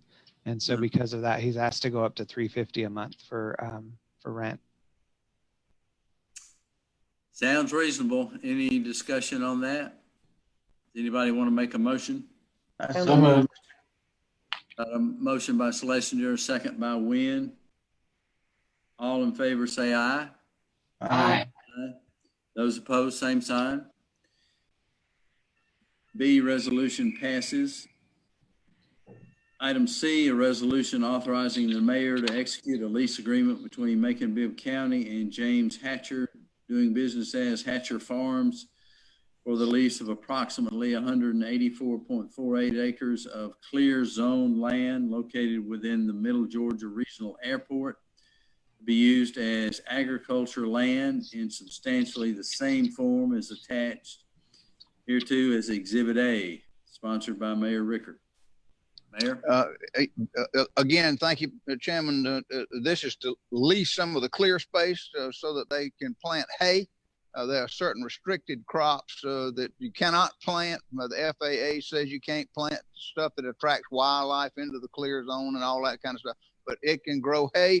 And apparently it's $46,000 that we get from renting this. So every little bit helps. Legal? Can you help me on that? That's correct, Mayor. And I've got an image of the, there's 4 tracts of land at the airport here. And the biggest by far is this kind of field in between the 2 runways. It's 128 acres. There's a couple of tracts up by the terminal. And then there's a 4th tract down here. And so all told, they're paying us to lease the land to grow crops. And so we're making money on the land, as opposed to it would cost us tens of thousands of dollars a year to mow it, and just if it's just grass. And so it's significant savings for the airport operations and not having to pay those mowing costs. And they'll grow hay, they'll harvest it and clear cut it at the end of the growing season, and then keep it up. So that saves us money and gives us income at the same time. Great. We need the business. Any comments or questions on that for the mayor or Michael? If not, have a motion to approve. So Okay, got a motion by Schlesinger, and the second was Whoever picked. Wynn, Allen. It don't matter. It doesn't matter. We'll give you both credit. So we got the motion. All in favor say aye. Aye. Aye. Those opposed, same sign. The motion carries. Sounds like 3 good leases we need to keep in place. No further business. We'll adjourn facilities and engineering. Thank you, Chairman Jones. The next committee is Operations and Finance. That's Chairman Watkins. And we're running pretty good on time. It's right at 12 o'clock. I would just remind us we've got a hard stop at 1 o'clock for the public hearing and then the special call meeting. So let me turn this on over to Chairman Watkins. Chairman Watkins? All right. How's everybody doing? Great. Wonderful, wonderful. Short agenda today. We've already addressed the CARES Act expenditure budget, and the remaining item, I guess, to be discussed so far would be the remaining $5 million. And we'll do some follow-up on that before pre-commission on Tuesday. Only thing I want to add to us is update on the right-of-way maintenance and cutting from the administration. So if you could, Dr. Moffitt, prepare yourself to speak on that briefly. But other than that, I just want to jump into the approval of the minutes from July 28th. So moved. Second. I have a motion and a second for approval. All in favor, please say aye. Aye. Aye. Any opposed? Motion carries. Scotty not with us today? He was. Was. We got Where did he go? all right. He's there. Next item of new business. Next item of new business is an ordinance to approve and authorize the appropriation of up to $40,000 from the 2017 Walker Road landfill purchase line item for the purpose of providing professional services in preparation for the closing of the Walker Road landfill. And it's sponsored by Mayor Rickard. Right, but I'll see if Dr. Moffitt can chime in on this. This is the engineering that we're having to do for designing the closure, the kind of the sequencing plan of filling up the last cells in an appropriate order so that we can start the actual closure. Well, that is too coming, but this is primarily for the appraisals and the attorney fees for the work that's been done thus far in the closure for the landfill. All right, further discussion? There being none, all in favor, please. Oh, go ahead, I'm sorry. Yeah, motion to approve. Oh yeah, I'm sorry. Did I get a second? I second for the purpose. Further discussion? There being none, all in favor, please say aye. Aye. Any opposed? This motion carries. Our next item is a resolution authorizing the mayor to execute a purchase and sale agreement with Wade Ford Inc. in the amount of $137,856 for the purchase of 4 Ford Explorer Pursuit utility vehicles, with the funds to be paid from 2018 SPLOST funds, public safety, fire upgrade, machinery, and equipment. These are 4 Ford Explorers for the fire department, budgeted from SPLOST funds. Do I have a motion? I'll make a motion for approval. Do I have a second? Second. What Second, further department discussion? was this, Mr. Chair? What My department? understanding was the fire department. Oh. Yeah, class 1 fire department. Oh. Yes. Do I have a question? Yes, sir. These are 4 new Yes. vehicles. Yes, ma'am. Yes. Are we purchasing these? Yes, ma'am. Are we replacing some that we have, or Yes, what? yes, ma'am. What are we doing with the old ones? Reusing them in the fleet if they are still in serviceable condition. If they're not in serviceable condition, parts. And if we can't do it with those 2 items, then we will put them in surplus and sell them. So we're not selling them right now. After they've been evaluated for use and parts, and then from there, if we can't use them, then we will surplus them and sell them. So they're not usable, or they are usable, or we don't know. Well, They're approaching their end of life. Yeah, well, most of the vehicles are end of life. If they're at end of life, we're not considering selling them. Well, we can still get some use out of them. We try to get as much use out of them as possible. If we can rip the transmission out of it or something that's of value to us, we'll do that otherwise. Correct. And then sell what's left. Correct. Salvage. Yes, ma'am. Thank you. All right. Further questions, comments, concerns? There being none, all in favor, please say aye. Aye. Aye. Any opposed? Being none, motion carries. Next item is a resolution authorizing the mayor to execute a construction contract with Stafford Builders and Consultants in the amount of $760,500 for the completion of the Smart Park Lemoore project to be paid from 2018 SPLOST funds. It's sponsored by the mayor. I'll make a motion for approval. Second. And just so Smart Park, this is the 2nd phase expansion, Rabbi. I know this is in your district. The 3rd phase expansion. I get a building for this amount. Yeah. This first phase, you want to talk about? I know a building was in the initial full plan. I have Mr. Murphy here. Okay. Good morning, or good afternoon now. Good morning. This is the first phase. We own the property. We've done an engineering design plan that was approved by the commission. Includes a playground, walking trails, playground equipment, walking trails, basketball courts, pavilions. And so this was put out for bid back in March. Stafford was a low bid And the attorneys are now completed the contract to begin construction on that project. You say first phase, but this would be more second phase or phase 1.5 because there's a park there now, right? Well, there's a house that's in poor condition, which we're going to tear down. It is unsalvageable. There was a couple of picnic tables with chess tables and things like that there. Okay, all right. Mr. Chair. Yes. Okay, Clay, if I may address this to Clay, I noticed that Stafford was the low bidder, but they were still above our budgeted amount, and that about 200,000 had to be cut from their bid. Can you specifically say what had to be cut? Yeah, we were going to try and salvage and remodel the existing home. It had been stripped of wiring. It was in unsalvageable condition for a reasonable amount. It was about a $300,000.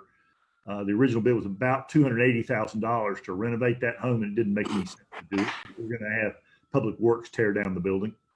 So nothing taking away from the park and what you're going to put in it. We were hoping to be able to use the house for like a meeting space for the community, but it just didn't make any sense to spend that much money on that structure.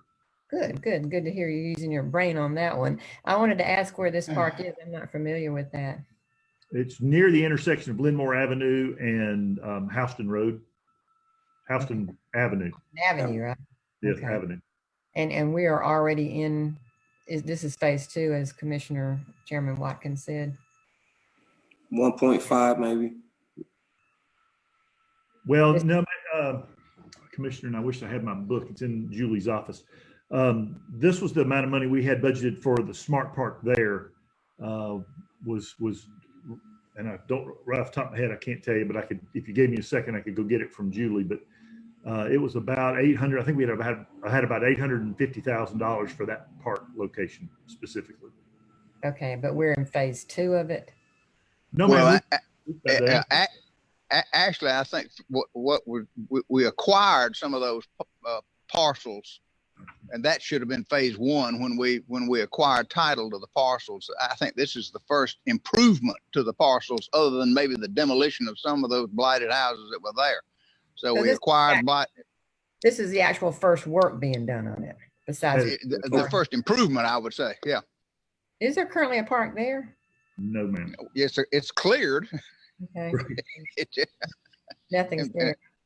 I guess it's cleared. It has some grass. It has like some large chess pieces or something. It has some amenities. It has like, I guess, nominal amenities exist in this green space now. Maybe that's the best way to say it. Yes, sir. Okay. And there's a pecan tree with a bench underneath it that has a couple of chessboards. Okay. Okay. And didn't we name this park after Frankie Lewis? That is correct, Rabbi. Okay, yeah. So it's more than just Smart Park. We've seen the pictures, but I think that's what's throwing us off is that we saw pictures of, I guess, the renderings a long time before COVID started. And I guess we did the groundbreaking as well. But this is the first time we really put dollars to those plans, right? That is correct. Okay. But it's off-street parking, lighting, walking trail, 2 basketball courts, pavilion, a barbecue grill. I mean, it's some dramatic improvements to a real blighted area right now. Okay. Mr. Chair, Chair, I think too that we probably before the end of this term, which is only a few months away, that we probably need to review those projects in the recreation realm that have not been completed and where we are on those, because we committed ourselves to complete recreation in the community. So we at least need to know how much of that we've gotten done and what's left, and maybe, put some extra energy behind those things that are kind of lagging behind. So can we do that very soon, Mr. Chair? Yeah. Oh, okay. Yeah, I mean, I understand. I'm sorry. I wouldn't think that was for me. I was thinking that was for Clay on giving us the update. So, but yeah. Well, you're the You've chair. been waiting on and maps I was for asking, sir. Yeah, you've been waiting on maps for like the last 6 years, ain't you? Yeah, Well, give it to you. you know. Yeah. But yeah, okay.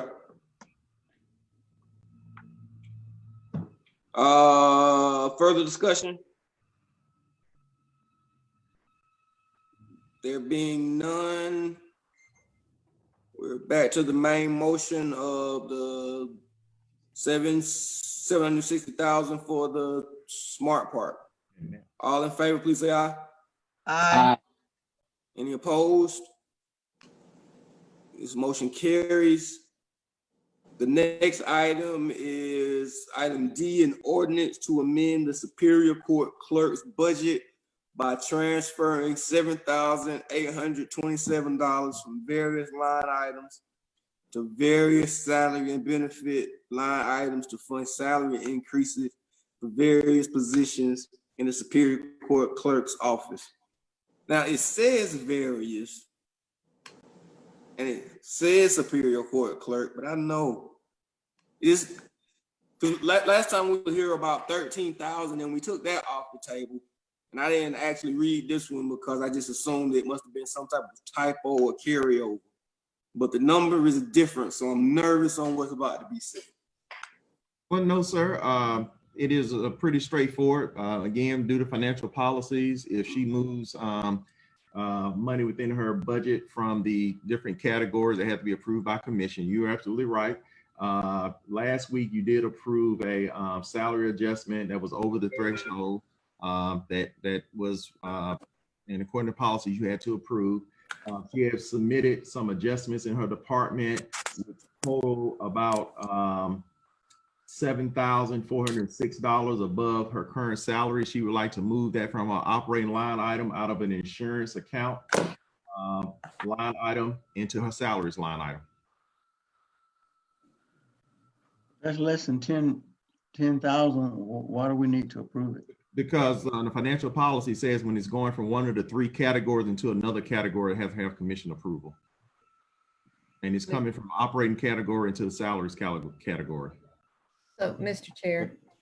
Yes. Here we go again, moving, changing salaries before we get our pay scale study out to look at it. And what if these new salaries that are being applied are going to exceed what the pay scale study says they should be? Are we going to take them down, take their salaries down? I wish we wouldn't be moving or changing salaries right now when we've got to pay. And by the way, Dr. Moffitt, where is the pay scale study? We've been told several times it's almost there, it's almost there, it's almost done, but I haven't heard anything about it. I'd like to see what that says before we start.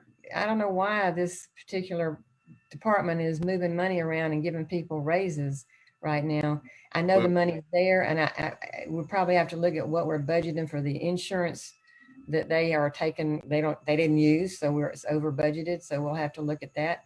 I'm just curious as to why all this changing of salaries is going on right now when it could be happening in the next 4 months or the beginning of the year. Well, I will address the pay scale in a moment, but I will tell you, talking to the county attorney's office, as long as the constitutional officer is within her budget, she has the authorization to make these changes.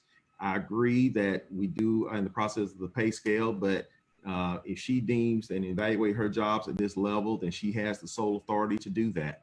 And I would defer that to the county attorney. To answer your question about the pay scale, you remember the original schedule I gave you was to present this to the Health Advisory Board like the first week of September. We are on track to do that.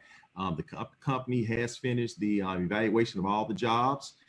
That number is in, and now we're working on the longevity piece of it. And again, we are right on schedule. We should have that to you mid-September for your approval in October. For implementation in January. Thank you. I'm well aware of the fact that someone can move their money around within their budget that's budgeted. Don't have to repeat that to me, but I just wonder why it's being done now, since we're going to have a pay scale study that, as you just alluded to, will be presented to us in September and voted on in October, that we would be changing salaries perhaps in January. I don't get it. Mr. Chairman.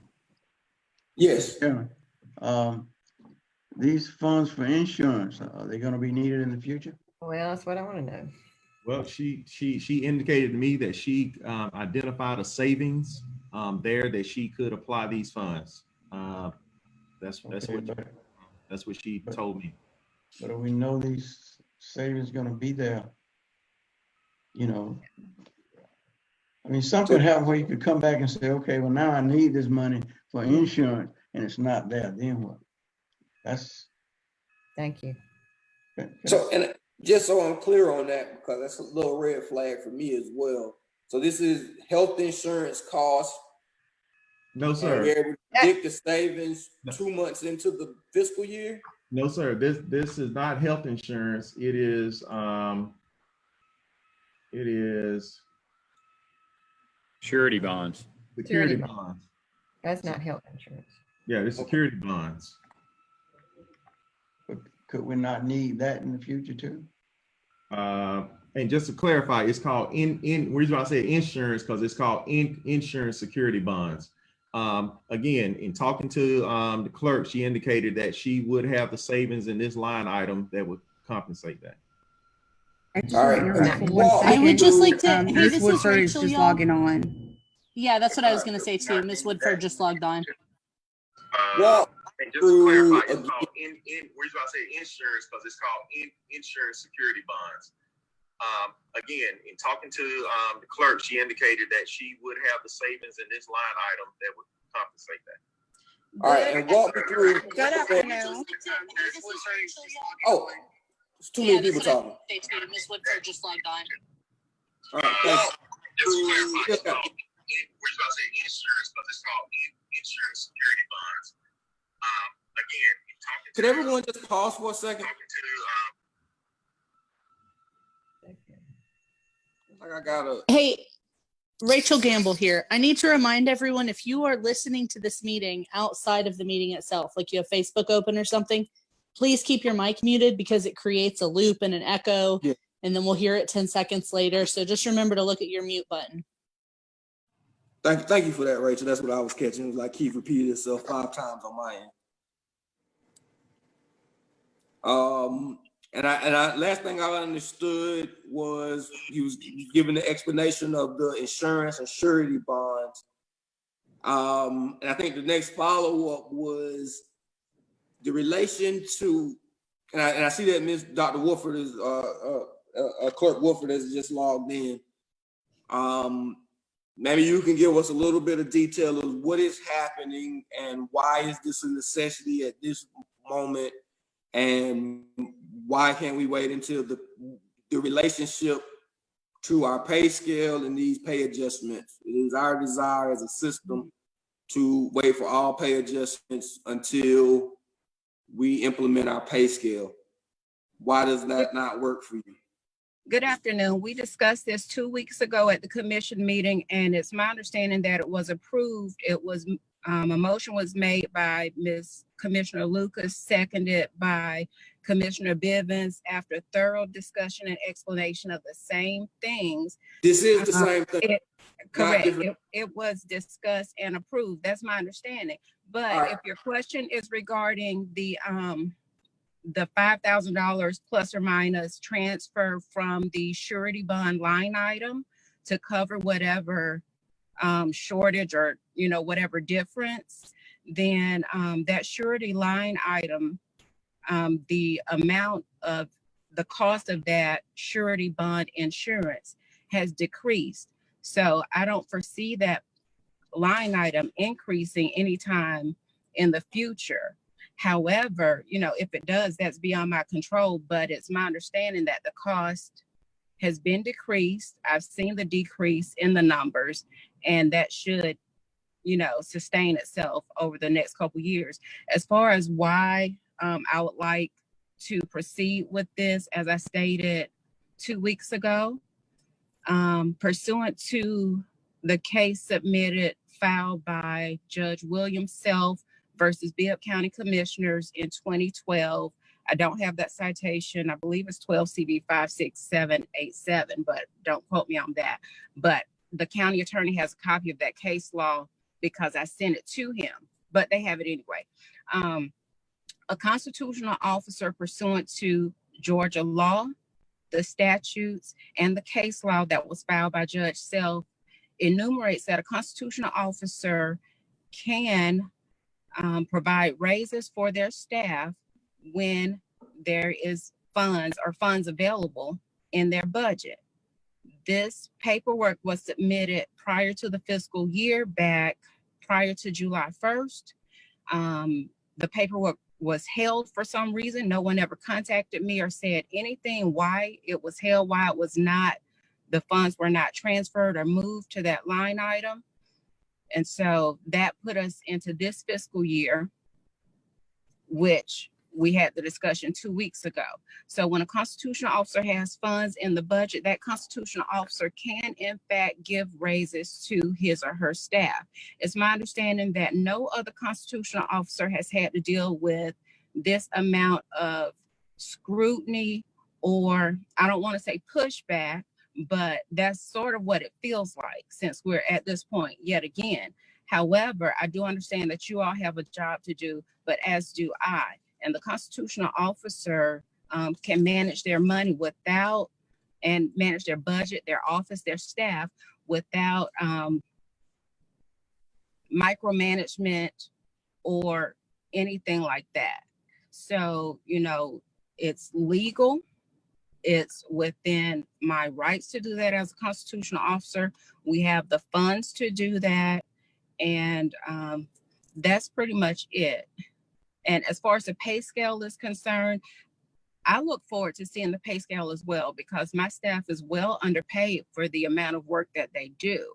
I mean, they see millions of dollars, and each month we turn over hundreds of thousands of dollars to the county just in fees, fines, restitution, court costs, judicial operation. All these funds flow in and out of our office each month.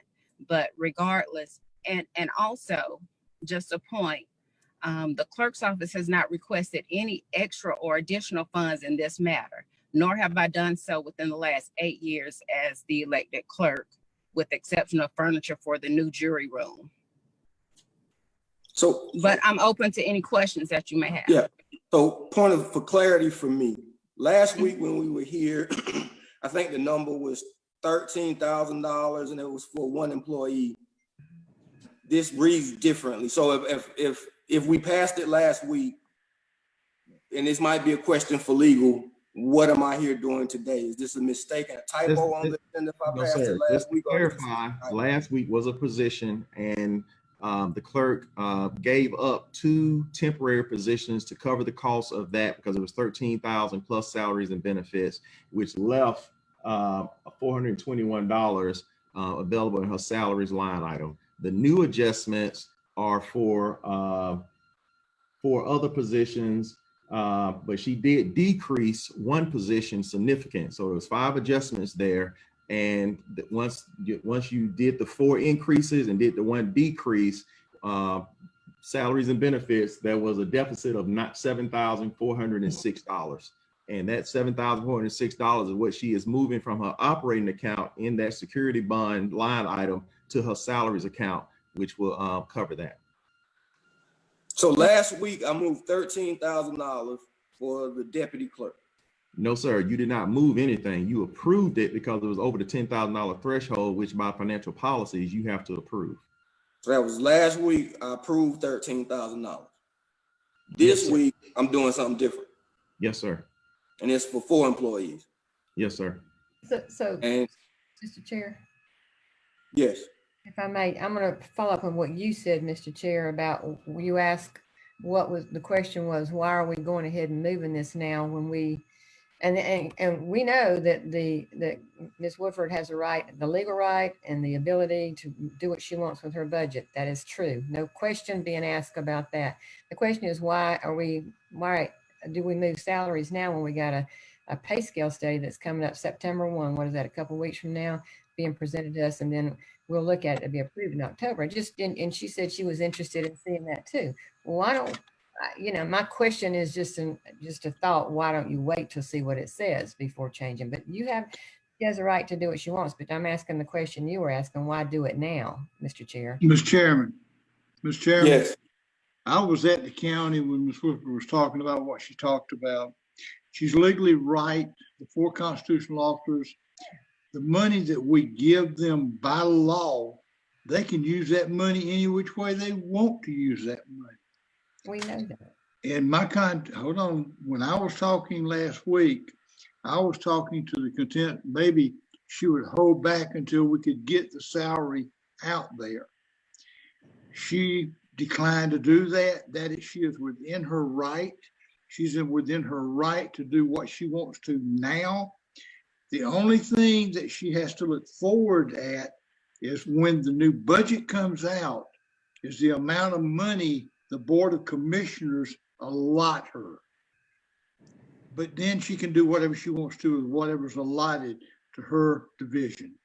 That's the way it is. That's how it was with the other court. So let me get this right. So, and this is almost beyond.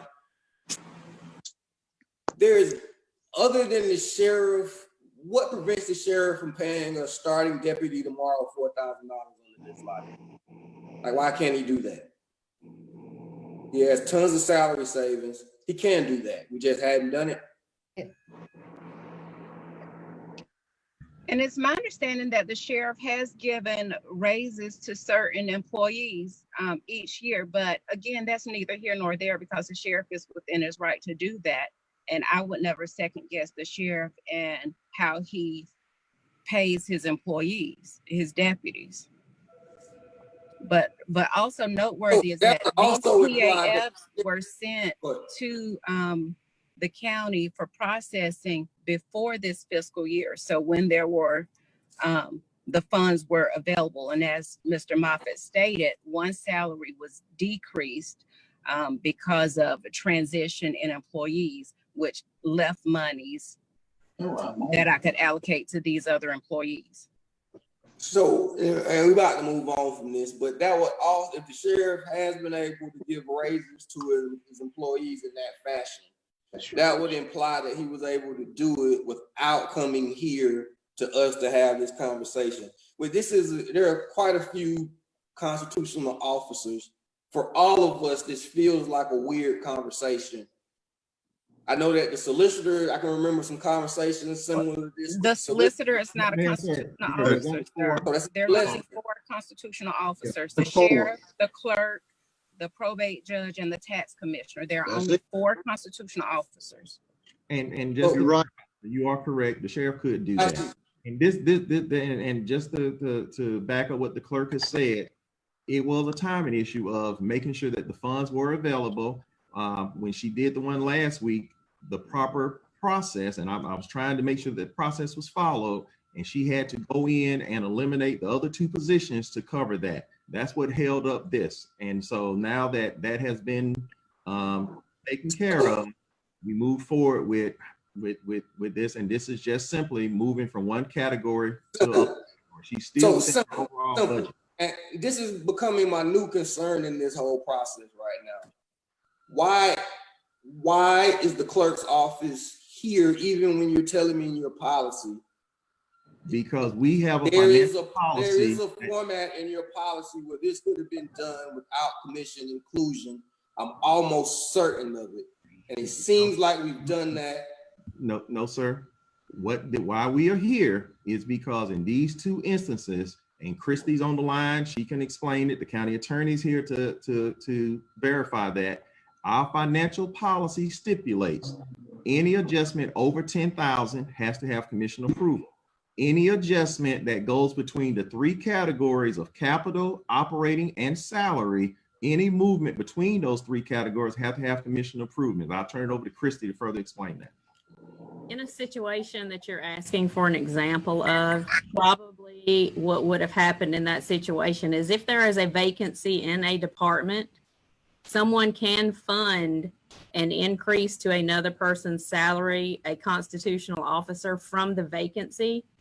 That vacancy is already in full-time salaries. If Ms. Woodward had a vacancy and she was funding from a vacancy, she could fund these increases and there would not be a transfer because it's funded from the account where the increases would be paid.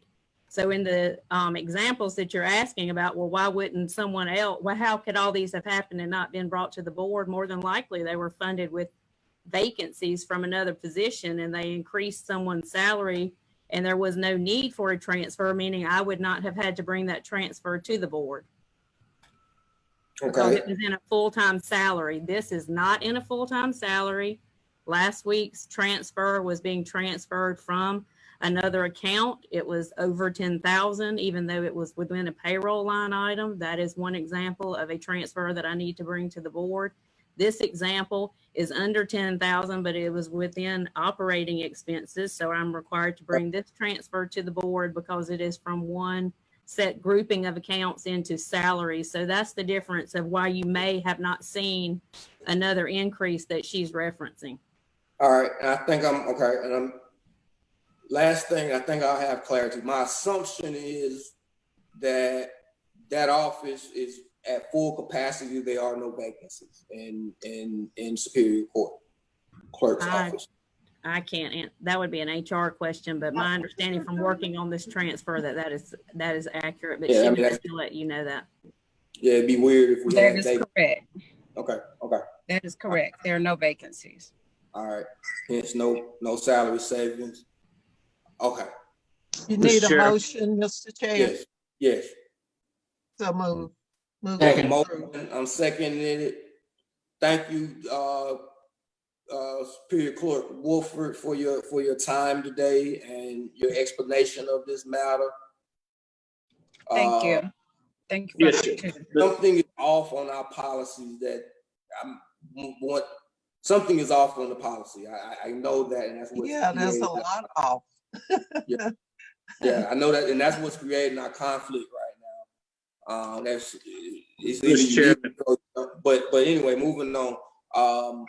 Mr. Chairman, if I may. Yeah. Yeah. It's Commissioner Tillman. I think we can resolve this probably in the next couple of weeks. I'm looking back at my Ed D4 history of old notes. Under the old government of the city of Macon, Dr. Reverend Henry Ficklin was the chairman of finance, and he and former Mayor Jack Ellis had an issue, a dispute, and he put forth a resolution saying that the mayor would need permission from city council. Anything over $10,000, they would have to come through their office. And that's a very small amount. So I think maybe it's time to revisit that and change that in the new commission. I'll be glad to reach out to commissioners and work with the administration just to see if we can possibly change and remove that to go back up to probably 25,000 or whatever an appropriate number is where we would not appear as though we're, chastising or disrespecting a constitutional officer who is in his or her right to move money within their budget. I think this is probably an outdated resolution, and that I'm sure the administration would probably appreciate it if we would probably go ahead and try and correct it now, or those that's willing to wait in at least 2021. But either way, I think it needs to be readjusted at some point so we won't have this future issue again. Thank you. I feel like it's the dollar amount though, because this is about $7,000. But definitely need to read it though. So further comments, questions, concerns. I think we have a motion in a second. All in favor, please say aye. Aye. Any opposed? Motion carries. And that was our last action item. We've already, any other? Mr. Mayor, Mr. Chair. Yes, go ahead. I'd like to ask if the committee would endorse our getting the list of items that have been paid out of confiscated funds. I think by law, the sheriff and the district attorney are required to provide that. We don't have to approve what they use the money for, but we are entitled to a list, and I would be interested in getting those lists. if we could, please. I'll run that down, Commissioner. All right. Thank you. Thank you. Briefly, I would love an update on the right-of-way maintenance.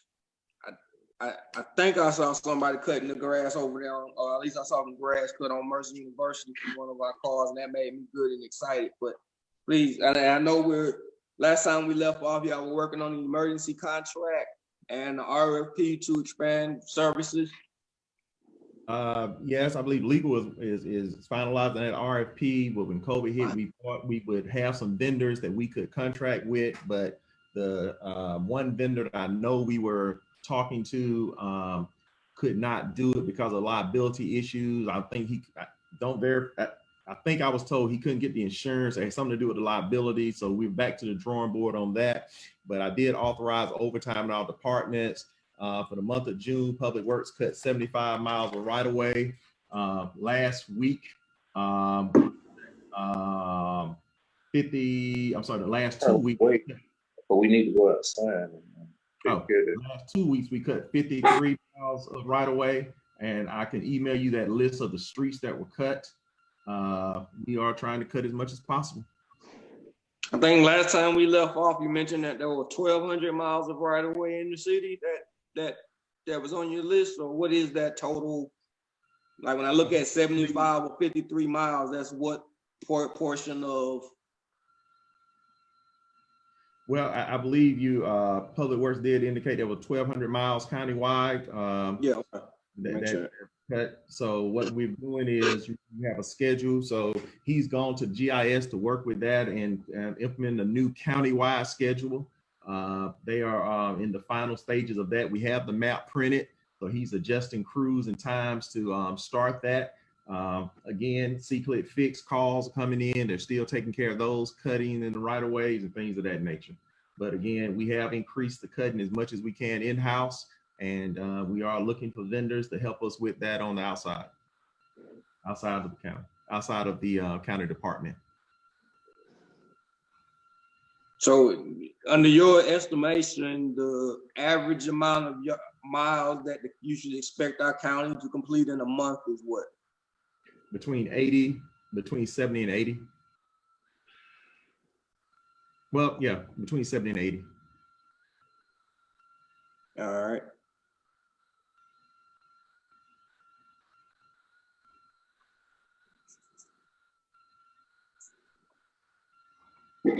All right. And just again, you said that the RFP is, I should expect it to be available for people to respond to when? Michael, can you give a status on that? Yeah, I meant to send this to you yesterday, Commissioner Watkins, but I got pulled aside. I sent it to you about 20, 30 minutes ago. Public Works has created a list of roads. That's the proposed list to bid out. It's about 250 miles of roads and includes a number of the GDOT owned, GDOT maintained rights of way. And so if you could just take a look at that and let me know if that matches your vision of you know, the roads that you want us to bid out and get maintained more frequently, or if you want it to be, you know, even more, because as you mentioned, there's something like 1,250 miles of roads, but I think that 250 miles on the list covers, you know, most of the main thoroughfares in Macon-Bibb. So let me know what your thoughts are on that. And now, is it possible that there is, I know I'm asking a lot, but I think we talked about it a couple of weeks ago. Is there possible that there's a visual representation of the roads of these 250 miles, maybe on a map with like those streets colored in some type of way? Is that possible, that GIS or IT or? Yeah, Michael, if you send that to me, I get GIS to map it. Okay. All right, that'd be one. Then we can all take a look at it and really quickly decide if that's what we're going for as a body. Okay, I just sent it. Cool. Appreciate it. Absent the map being correct. Go ahead. I'm sorry, Mr. Jones. Well, finish your thought. I just wanted to ask a question. Absent the map, if map is correct, Then we can look at the RFP being on the streets next few days, next week. Does it require comeback approval for us, or? No, if you send Michael the okay that's what you're looking for, we'll go ahead and post it. All right, so that's the only thing we're looking for. And they just sent it over, so we're literally days away, if days. Right. According to what Michael said, as long as you approve and that's what you're looking for, we'll go ahead and post it. All right, cool. All right. Commissioner Jones, I know you had something. Yeah, yes, so tying in with that, and I should have brought it up during facilities maybe, but Dr. Moffitt, County Manager, where do we stand on the contractors for yard debris? Many of the citizens are complaining about that, and we're telling them to be patient, and you know, Public Works cannot participate right now due to COVID, but where do we stand on any contractors ready to start work on that? Well, yes. Well, the Public Works crews are starting to come back as people are being cleared to come back to work. And my understanding that the yard contract was executed and they started on yesterday. Okay. So, but what do we tell the public as to, you know, what areas of town and when? They just need to leave it out there and they're going to get to it when they get to it, or what can we tell them? I will email you a proper response to that shortly. I need to get that schedule from Pat. I believe they're on the same schedule, but we're able to pick up more. So I'm pretty sure that we did not change any dates or anything like that. But let me verify that with Pat or how they work that out, that we're able to just pick up more, but we're on the same schedule. I believe they're going to go through and they're going to pick up as much as they can. And then we will follow up behind them with our skeleton crews as we build back up to the capacity. But I'll have something to you. I'm sorry, I might be able to add just a little bit to that. So there was a little bit of a term that needed to be tweaked a little bit with the vendor. They are only using the knuckle boom, which is the sidearm, not the larger rear loading type trucks. So they are using the same schedule and routes as our crews, but rather than running in tandem, they're actually working on opposite schedules. And what they're also doing to supplement what they're being able to provide to the county is their illegal dump sites. So they're going to be picking up large debris from those as well. What they're not able to pick up is like household type garbage. They're able to pick up debris and large disposal type items. Michelle, you broke up in the middle of that. Can you summarize that for me? That way I can, but I'm gonna send this to you also, Commissioner Jones. Can you summarize that, Michelle, what the details are? I got to follow up when you finish. Okay. I'm not sure what you heard from me. Sorry, I've actually been fading in and out all morning. I've had to re-sign in a few times. They're supplementing our crews by picking up large debris. They're running the same routes and schedules. They're going to also be cleaning up some of the illegal dump sites that are around town that are on those regular routes. That's kind of a quick summary of it. Hey, what's the fee on that? Is that the 180 from the CARES Act that we discussed earlier, or? Yes, I thought it was like 133. Okay. Mr. Chairman, let me finish up with my question, please, sir. Yeah. Go ahead. Keith, when you say we're on the same schedule, nobody knows what the same schedule is. That doesn't tell us anything because they haven't been picking it up for 6 weeks or so.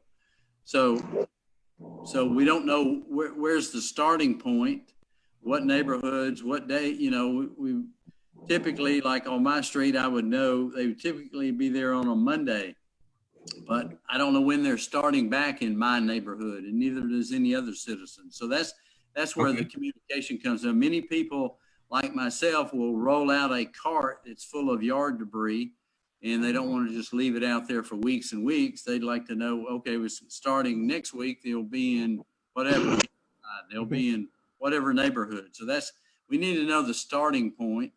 And even if we didn't know the exact day, if we knew the week, then that would be a big help to many citizens.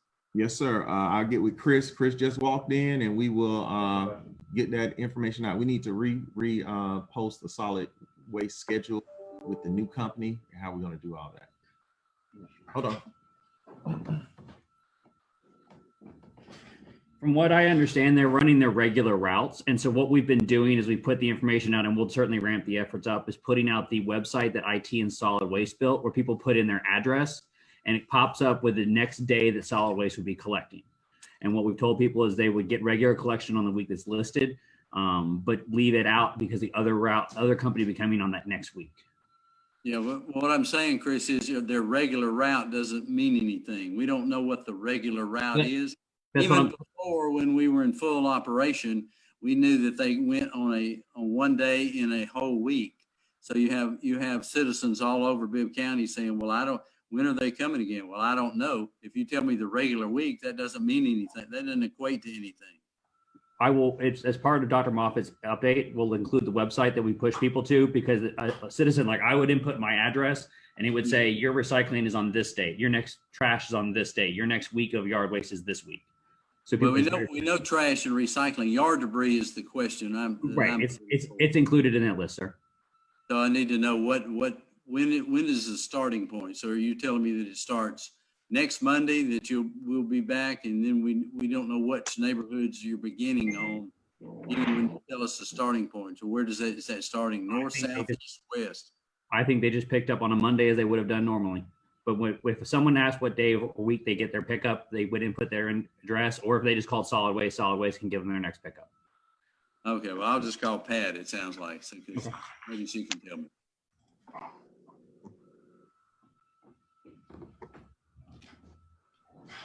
All right. So, and like I said, that came from the CARES Act. So that effort is being funded by the CARES Act, that 130 number.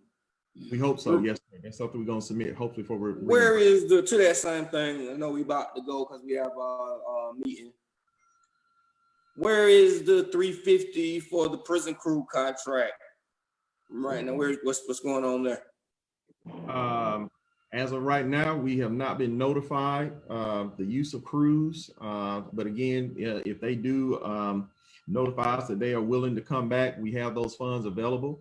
So it's sitting in an account, and I'm understanding it prorated per month. So if a month ticks by, they hadn't used it, 8% of that's now available for redistribution. Yes. Or savings. Am I thinking about that correct? Correct. Okay. All right. But one of the things that we do know that we are using more overtime as we try to stay up to date. So coming at the end of the year, that savings may go toward covering some of the overtime. End of the year or now, depending on how we think about budgeting. Correct. All right. Okay. That makes sense to me. Further questions, comments? That was the last action item on our agenda. If there's nothing else to share, we are adjourned. Turn it back over to the mayor. I think we got like 10 minutes before the public hearing.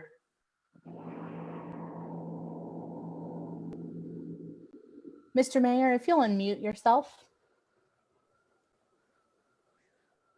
Sorry. Thank you very much, Chairman Watkins. Yes, we do have the public hearing. It's supposed to start at 1 o'clock. So this will be a good time to take a comfort break. Just leave yourself plugged in. Rachel, can we do that? And then we'll just reconvene. We'll recess here temporarily for a comfort break and reconvene at 1 o'clock with the public hearing, and yes, follow that. We'll leave the live stream immediately, so it doesn't have to be separated. Everyone can stay in the meeting. I'll just put up a graphic to let people know what's coming up. Good. So take a comfort break, and we'll reconvene at 1 o'clock.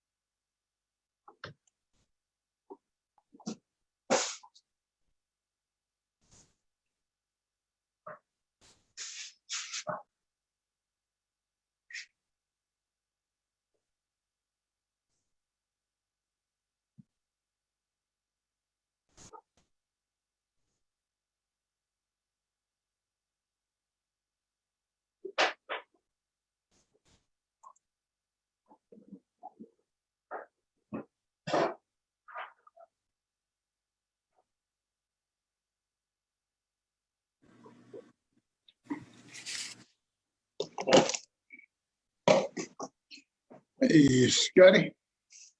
You back? Yeah, I had to take another tax assessor's call. I tell you, I would have voted for this thing had not been for tax assessors messing up. They raised all these people's assessments. These people can't pay it. I ain't voting for it. I ain't voting for this tax deal. They can give these people back some money. Just a friendly reminder that we are still live on Facebook, just so everyone's aware, just in case. Oh, well, I wasn't aware. Sorry. I don't really care.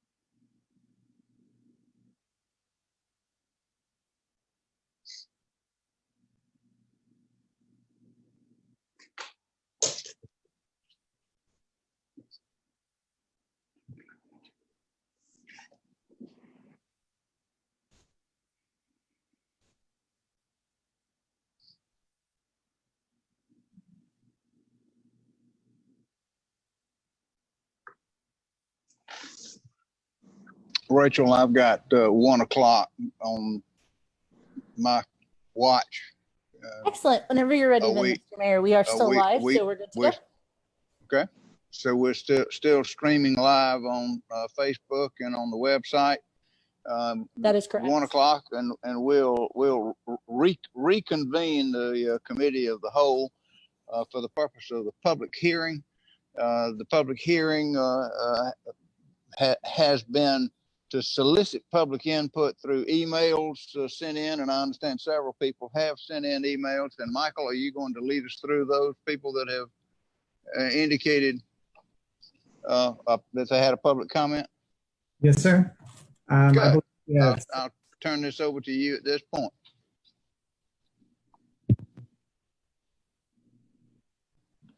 All right. We have 7 comments that we've received, and I'll just read through all of them.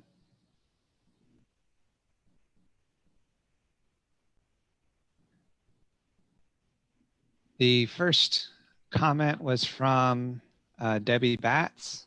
It reads, "The property owners cannot carry the weight of this county alone. Increase sales tax, go back to auto inspections, do something where everyone shares in expenses of the city. Sick of property tax increases is the only answer. No matter how you spin it, it is more property tax increase. Need to take a look at school tax. Worst schools among surrounding counties, but the highest taxes. The whole county needs an overhaul before more and more move out of it and nobody moving in." Signed, D. Batts.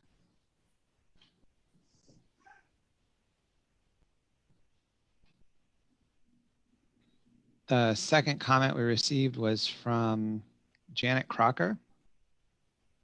She says she's on Francis Drive. She writes, "Mr. Rickard, I want to voice my objection to the tax increase in Bibb County. We live in Nowell Estates in South Bibb County, and we have serious drainage issues in our neighborhood. We have received no benefits from consolidating with the city, and we have seen no benefit from the extra taxes we're paying. The middle class in Macon is bearing an extraordinary burden in taxes with little benefit to show for it. People are moving out of Macon to Kathleen and Perry, and I predict that migration will continue given the state of the economy and services in Macon. I grew up in Macon, went to college here, I work here, and I would like to stay here. Especially during these uncertain times, the very last thing we need is a tax increase. There has to be a better way." Signed, Janet Crocker.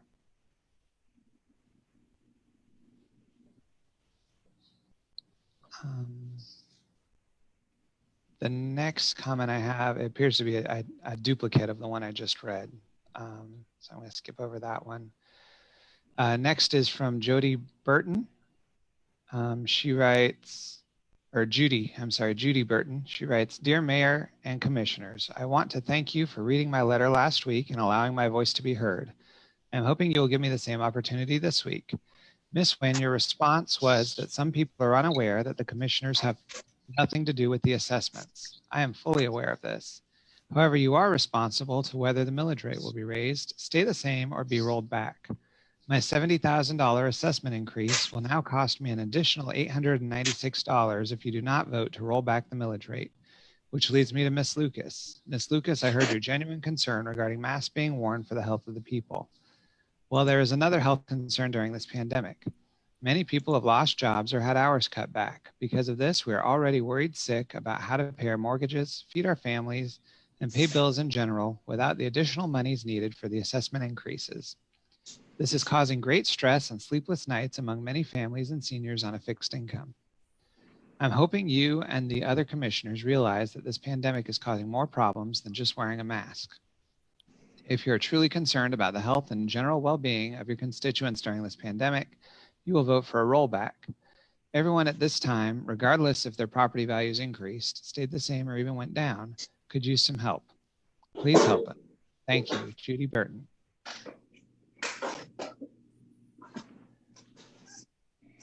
The next comment was from Nicole Woods. This is also, she sent in a comment also last week, and so this is an update of that comment.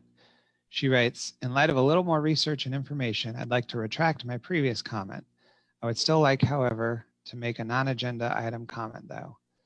I don't believe that Macon-Bibb should request more financial burden on the taxpayers than what they already have. Our property taxes are higher than the surrounding areas, and Macon-Bibb and its property owners are becoming the punchline of a joke. I still don't understand why the remainder of the FY21 budget is being awarded to the same individual year over year when you could just as easily divide the fund balance among all the employees in that department and pay them a bonus. Many residents in Macon-Bibb don't feel that they have the representation. The proof is all over social media. I also believe that until the commission can show that their interests are more aligned with the public's need, that they should ask no more of the public than what they already receive. I personally don't feel like spending another red cent on Macon-Bibb until the commission and mayor show us that they've responsibly exhausted the funds that they already receive. Signed, Nicole Woods.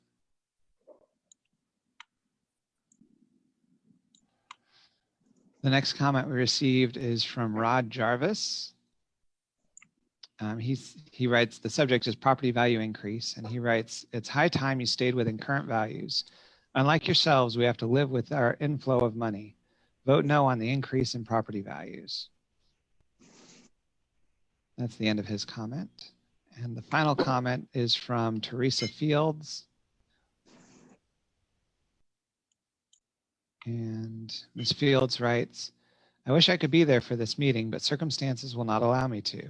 Since the mayor is on his way out, why doesn't he leave it up to the new council and the new mayor to decide on the tax rate? Every time money is needed, the first thing that is done is to up the taxes to receive money. First, up the value by assessor's office and receive it that way, or hey, let's just up the mill rate. People are hurting, and the first thing you want to do is go up on the mill rate when the values has already been jacked up. There has to be some accountability in this government. You have been talking about a pay scale for years, and you have not gotten one yet. Investment in the community. People are moving to other counties because of the taxes and schools.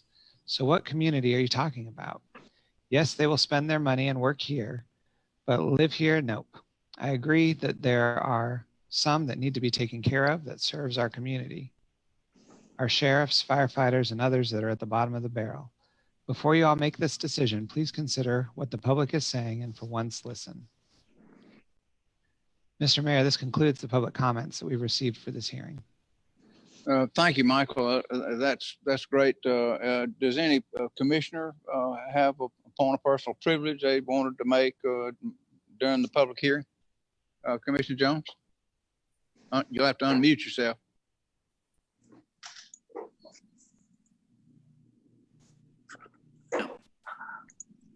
Go ahead. You hear me? Yes, sir. Yeah, I didn't know you'd call it a point of personal privilege, but it's important for I want the public to know, the people that I talk to, and because you can't get the word out to everybody, but it's not a tax increase. That's a misnomer. We're required to call it that. The millage rate will stay the same or it will be rolled back. I voted against both tax increases in the last two of those 3 years we had them, because I didn't like certain things that were in the budget. So the tax evaluation, that's done typically a third each year, and that's required by law by the tax assessor's office. I am very concerned about, and I think the 2020 census will reflect, we continue to lose population. That's not a good trend. We can't continue to do that. You know, we go back to 2010 and everybody was up more than 20% except for Macon-Bibb County, a grand 1.1% growth. That's always been on my mind ever since I've been here in 2014. We have to keep taxes as low as we can. We have to be good stewards of the taxpayers' dollars, and we've got to improve our public safety. That's a given. That has to be done, and it will be done with this pay increase. But I'm in favor of maintaining the millage rate at the 20.331 position, because that money that we will capture, we need to keep for things like the pay raise, so that we can, if we're not a safe community, we're not a community at all. And then we've got to be that. So those are my comments for those, because the general public does not think of this as a tax increase. Why? Because we call it one, when in fact it's not. It's a misnomer. So we're either going to maintain where we are or we're going to roll it back. I'm in favor of maintaining where we are. Thank you, sir. Thank you. Thank you, Commissioner Jones. Any other commissioner on a personal privilege? Commissioner Allen, do I understand you want to Yes, sir. speak? Go right ahead, On sir. personal privilege. Thanks, sir. Mr. Mayor, being a commissioner as long as I have, I've never, in this period of time, except one time in my history, have I had an assessment on properties like we've had this year, knowing that the problems that we got facing us and what the problems that the taxpayers are being faced with, knowing what COVID has done. I know that this is not showing, it's going to have to be shown as a tax increase, and it's not going to go up on them, but it did go up on the properties that did increase 30, 40, 50%. Some of them did. I saw one of the papers, which I will be bringing down in the next couple of days to show you. That's the reason I will be voting against this and asking for a rollback so the people can at least get something. Look, I'm the one to help put this committee together to help raise this money so we can find a way to give every one of our employees an increase. I was an employee for 33 years up there, but our job is to take care of the citizens of Macon and Bibb County, Mr. Mayor. And if we can do this by giving them a little money back, then that's what I'm gonna try to do. That's my comment. Yes, Mr. Mayor. Commissioner Wynn, go ahead. I don't even see myself there. Yes, sir. Thank you. Turn on your audio, your video. Oh, well, I don't even know where my screen's all messed up. Oh. Well, we can hear you. Go ahead. You hear me? That's good enough, right? Yeah. I think that and Commissioner Jones kind of went through this a little bit. People think that we're voting for a property tax increase. And actually, we're just voting to keep the ad valorem at the same rate that it's at now, 20.331. And the fact is that there were some people, 1/3 of the properties, both commercial and residential in Macon, had assessments redone. And many of them went up, which is supposed to be a good thing. That says your property's worth more for some reason. And we also have new properties that came on the books. That's adding money to the tax roll. But what we're trying to do is keep it at the same ad valorem, millage rate. What's confusing people is when they hear about it and we talk about tax digest, nobody understands that. I'm not sure that I'm even the good one to explain that. But what I want people to know, and they know this about me, is that I have not voted for property tax increases the last 2 times I was able to vote because I didn't agree with some things that the money was being used for in the budget. But this time is not a property tax increase. It's just maintaining. And I want people to know that we're just going to maintain. But at the same time, yes, some people had assessments that went up and is going to cause their tax. When it goes up in value, it's going to cause a tax to go up. And that's just the way it is. You can always go to the tax assessor's office and argue your new assessment.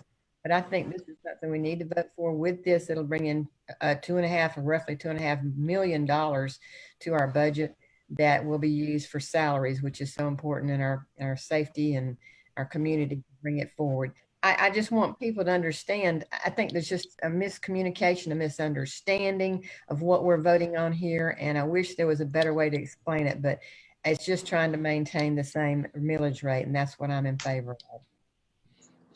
Good. Thank you very much, Commissioner Wynn. Any other commissioner wish to make a comment? If not, I have one point that I would like to make. I want to say that I think our tax assessor's office does a remarkable job of trying to assess the fair market value of properties in Macon-Bibb County. That was proved recently when we got the auditor's report, because every year the auditors come in and they look at property that actually sold, an arm's length transaction, actual sales. They look and then they go back and look at the assessed value. So they go to the assessor's office and they check the assessed value, and the cumulative total of all sales versus the cumulative total of assessed values has to fall within this 8% range of 36 to 44%.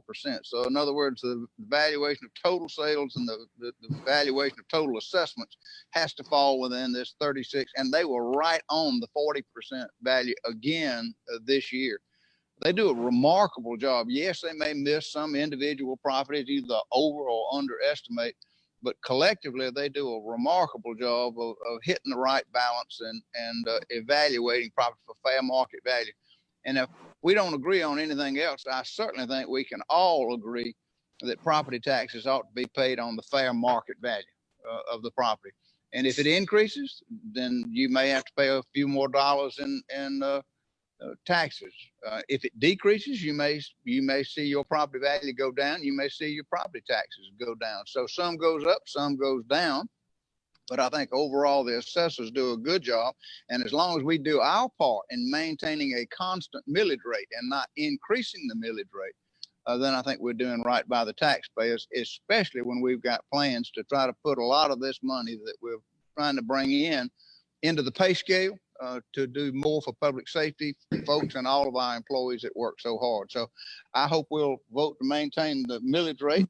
And that's the end of my comments. So have I provoked anybody into making any other comments? If not, I'll adjourn this public hearing. And if you'll let me, I'll call to order at 1:15 this special call meeting of the Macon-Bibb County Commission. We have 2 items on the agenda, and I hope we can throw the caption up as we get to each one. Rachel, have you got them so that we can put the caption up? I will momentarily. Good. Well, about 2 minutes. I didn't mean to catch you off guard. I'm sorry. I had all the other ones and just those I'm not seeing them. So feel me in 1 second. I'll have them up. Okay. Time's up.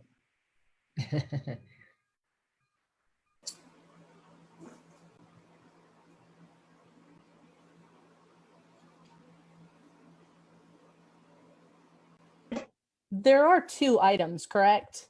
There are 2 items. That is correct. Excellent. One is setting the millage rate, and the other one is the contract with the Minotaur Group for the emergency management planning. I see him here now. I also see what I did wrong. So I apologize for the delay here. I'm almost done.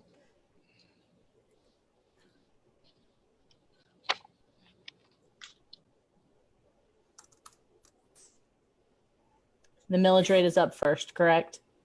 Correct.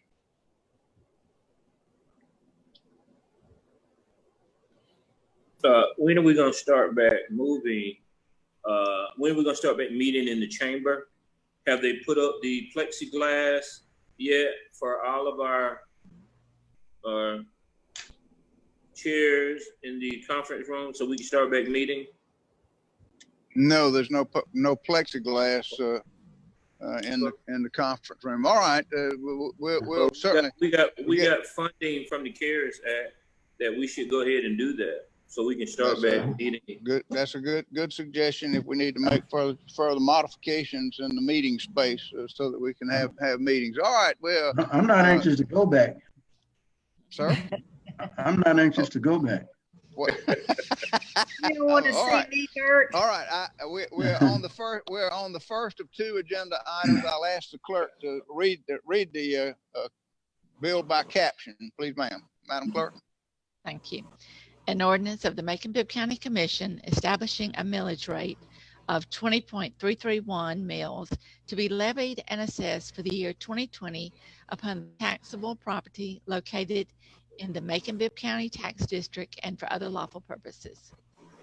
The Committee of the Whole recommends approval. Is there further discussion? Hearing none, all in favor of the resolution setting the millage rate at 20.331, which is the same as last year, signify by saying aye. Aye. Opposed, say no. No. Got 1 no.